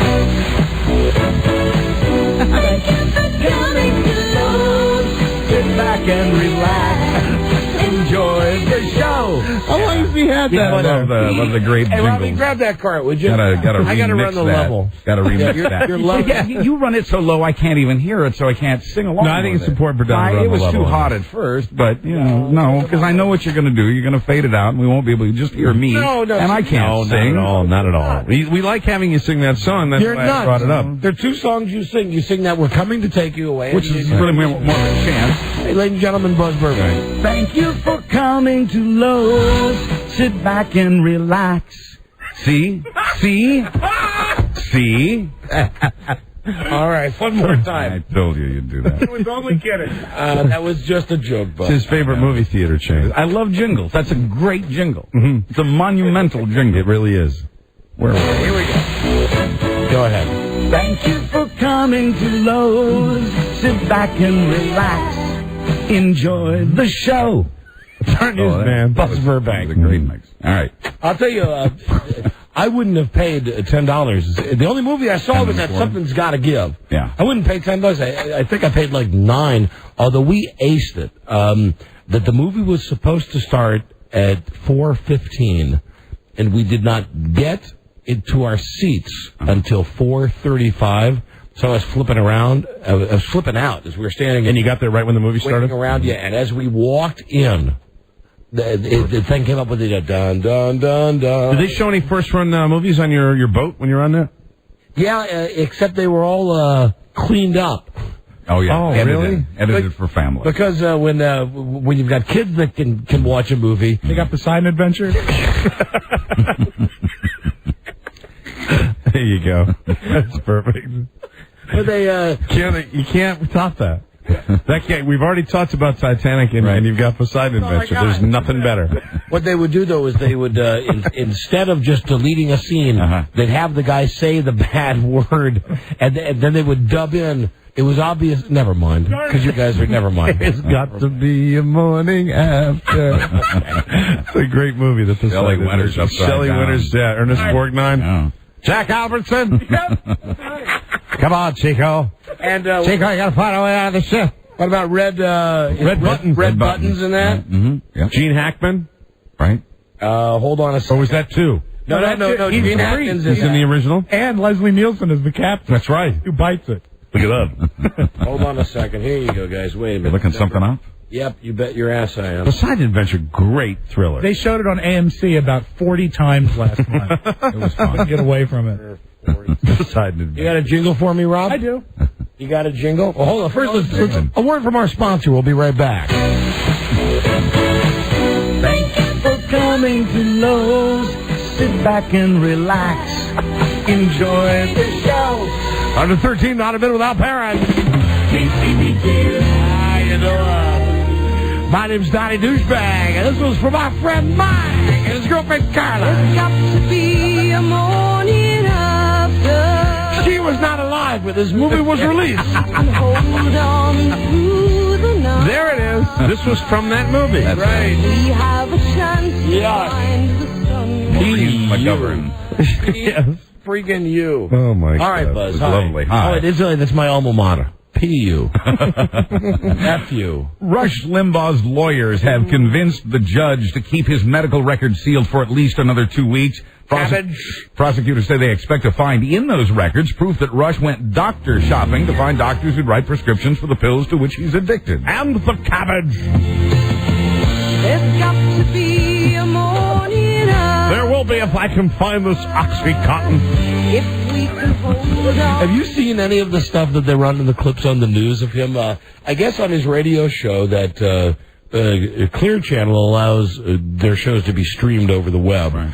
But he also has a very grainy in-studio webcam. Uh-huh. So when the networks want to do a story about him, like Fox News or CNN, they get it right from the horse's mouth, where it's Rush Limbaugh sitting in this little room by himself, and it almost looks like some cheap-ass Steve-O type thing that you would... I mean, it looks so fake. It's so grainy. Right. And the mouth doesn't always sync up with the words. Right, exactly. But baby blues? Baby blues, cabbage, bad shirts and ties. ugly, garish, overdone shirts and ties. My attorney, Roy Black, speaking for me, Rush. Please, for the love of God, don't release the medical records. On your computer, there I am with, it's a grainy picture. Here I am with baby blues. Cabbage.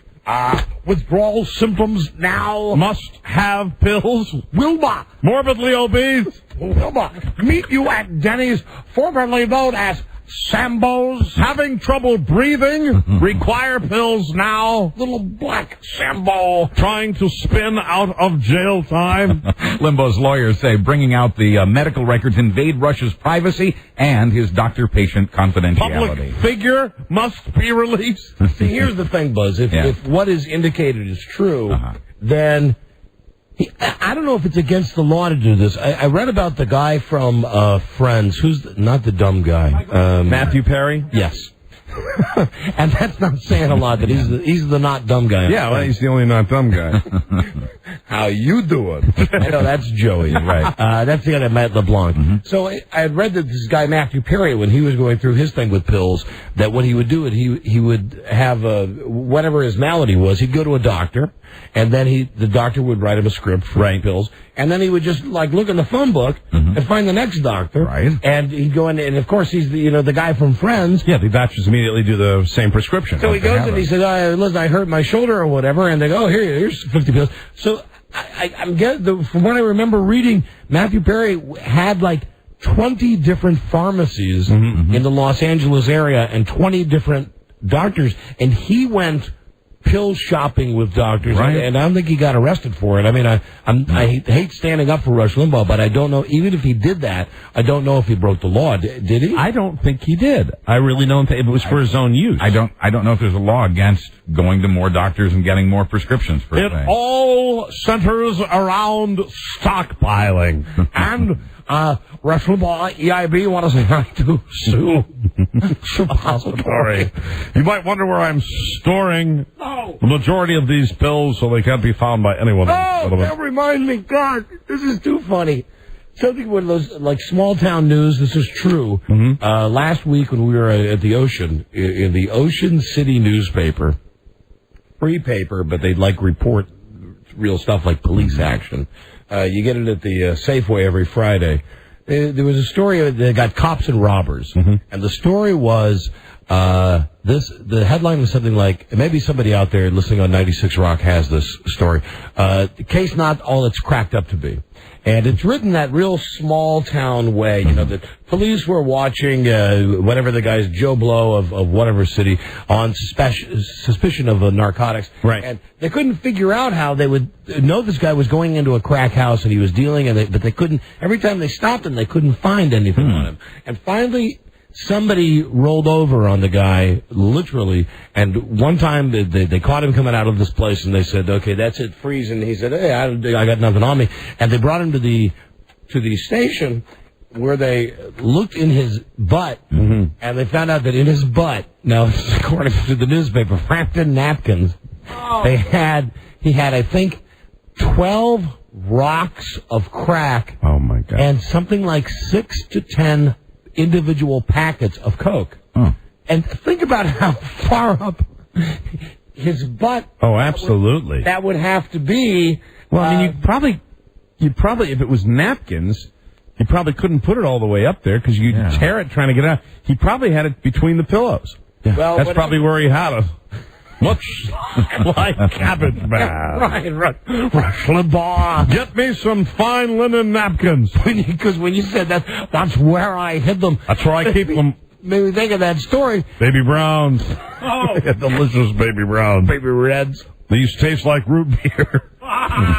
Something wrong, feeling sweaty. But imagine that, you calling the police tip line.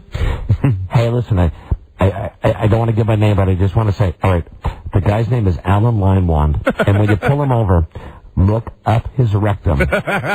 He's keeping them there.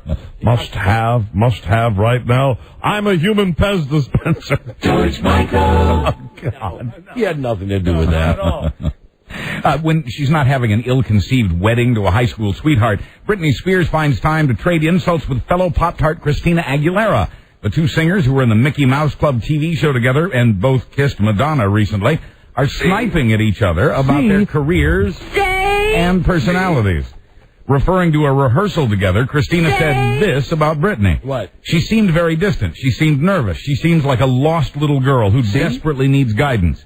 Quoting Britney, I can't believe Christina said that about me. She comes up to me in a club in front of all these people and tries to put her tongue down my throat, and she goes, you're not being real with me. I was like, what's your definition of real? Going up to girls and kissing them? A lost girl? I think it's probably the other way around. End quote. And there they go. All I know is that only one of those girls was able to snag that handsome Jason Alexander from Louisiana. Yeah, he's a good-looking boy. He is and indeed. I know you're thinking, the Seinfeld Jason Alexander. No.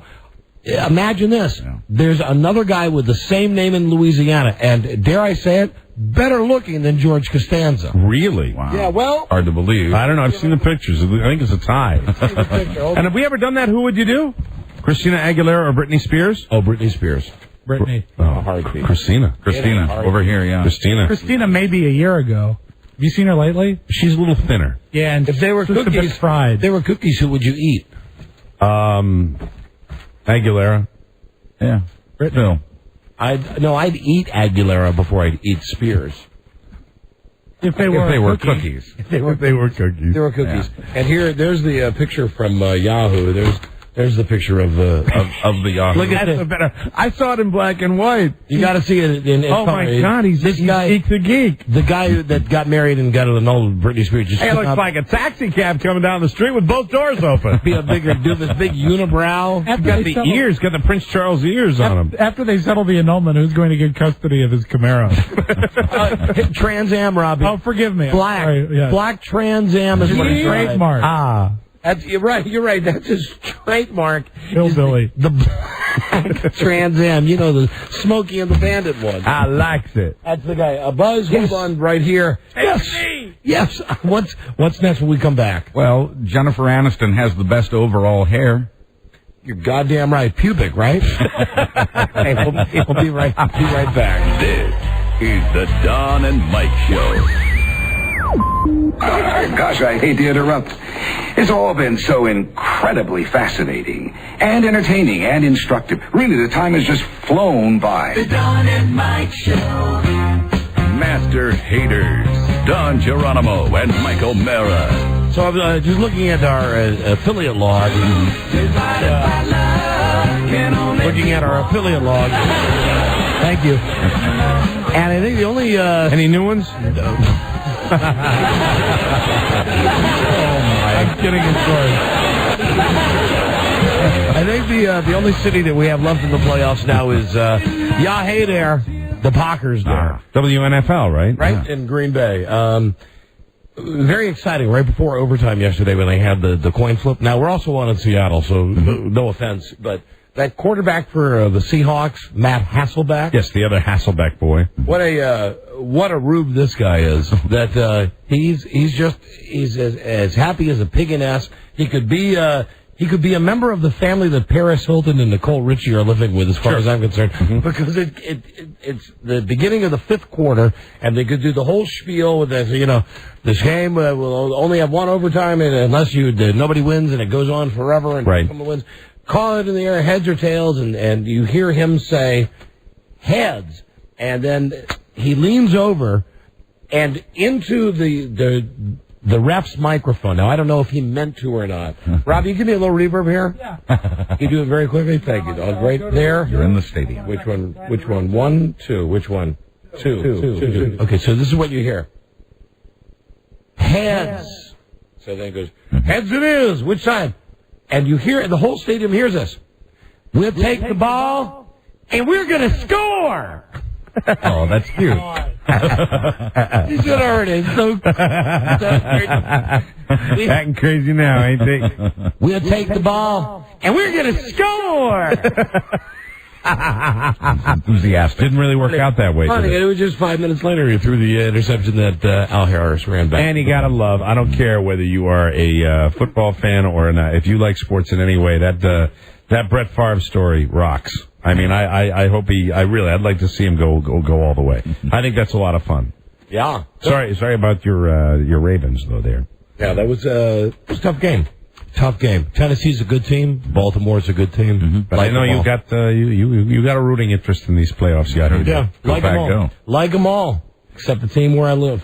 Yeah, like all the teams except for the team where I live. And I won't tell you how many people have told me about FireDanSnyder.com. I've not been to the website. I hear it's great. They were nice enough to send a bunch of stuff. I won't even tell you the people in Baltimore who gave me FireDanSnyder.com sweatshirts. That's probably best. I won't mention the names of the members of the Baltimore Ravens who gave me that. Ah, very good. Gave me that as a late Christmas gift. So anyway, thanks, David.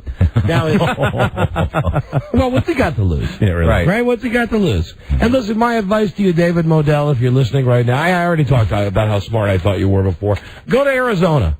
Really, go to a. Or, I was going to say, come to D.C. if you're just talking about going to a crappy team and turning it around. Yeah. But go to Arizona. Turn that thing around. Anyway, here's That'd Buzz. be good. Hi, Donna Mike. And there's no Monday Night Football tonight. This is the time of the year when I'm really conflicted because I'm happy because there are games on Saturday and games on Sunday. But nothing tonight and no King of Queens.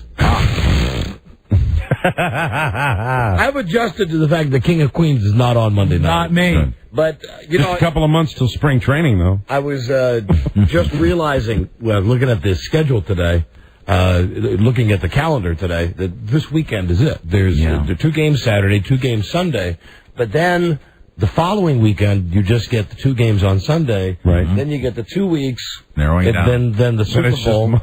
That's just months of door slamming. Yeah, right. Then it's all over. Yeah. Then it's like douchebag city. Come back to baseball. No way. No way. Please join me. No way. It's almost NASCAR time. Oh, there you go. Almost taking me. Okay, Buzz, sorry. Jennifer Aniston has the best celebrity hair, according to the unscientific surveys of a shampoo company. Her pubic hair. Polled people after all the recent music and TV award shows and came up with these results. Aniston has the best highlight and the best overall hair. She sure does. That's a great category. The best, I'm sorry. Alicia Silverstone won the best blonde. Jennifer Garner of Alias won best brunette. And Will and Grace's Deborah Messing was best redhead. Now, this is, they're talking about the hair on their head, not between their legs, As right? far as we know, Don, yes. Hey, hair is hair. That's on the TV side. Hair is hair. On the music side, Britney won best blonde, followed by Pam Anderson.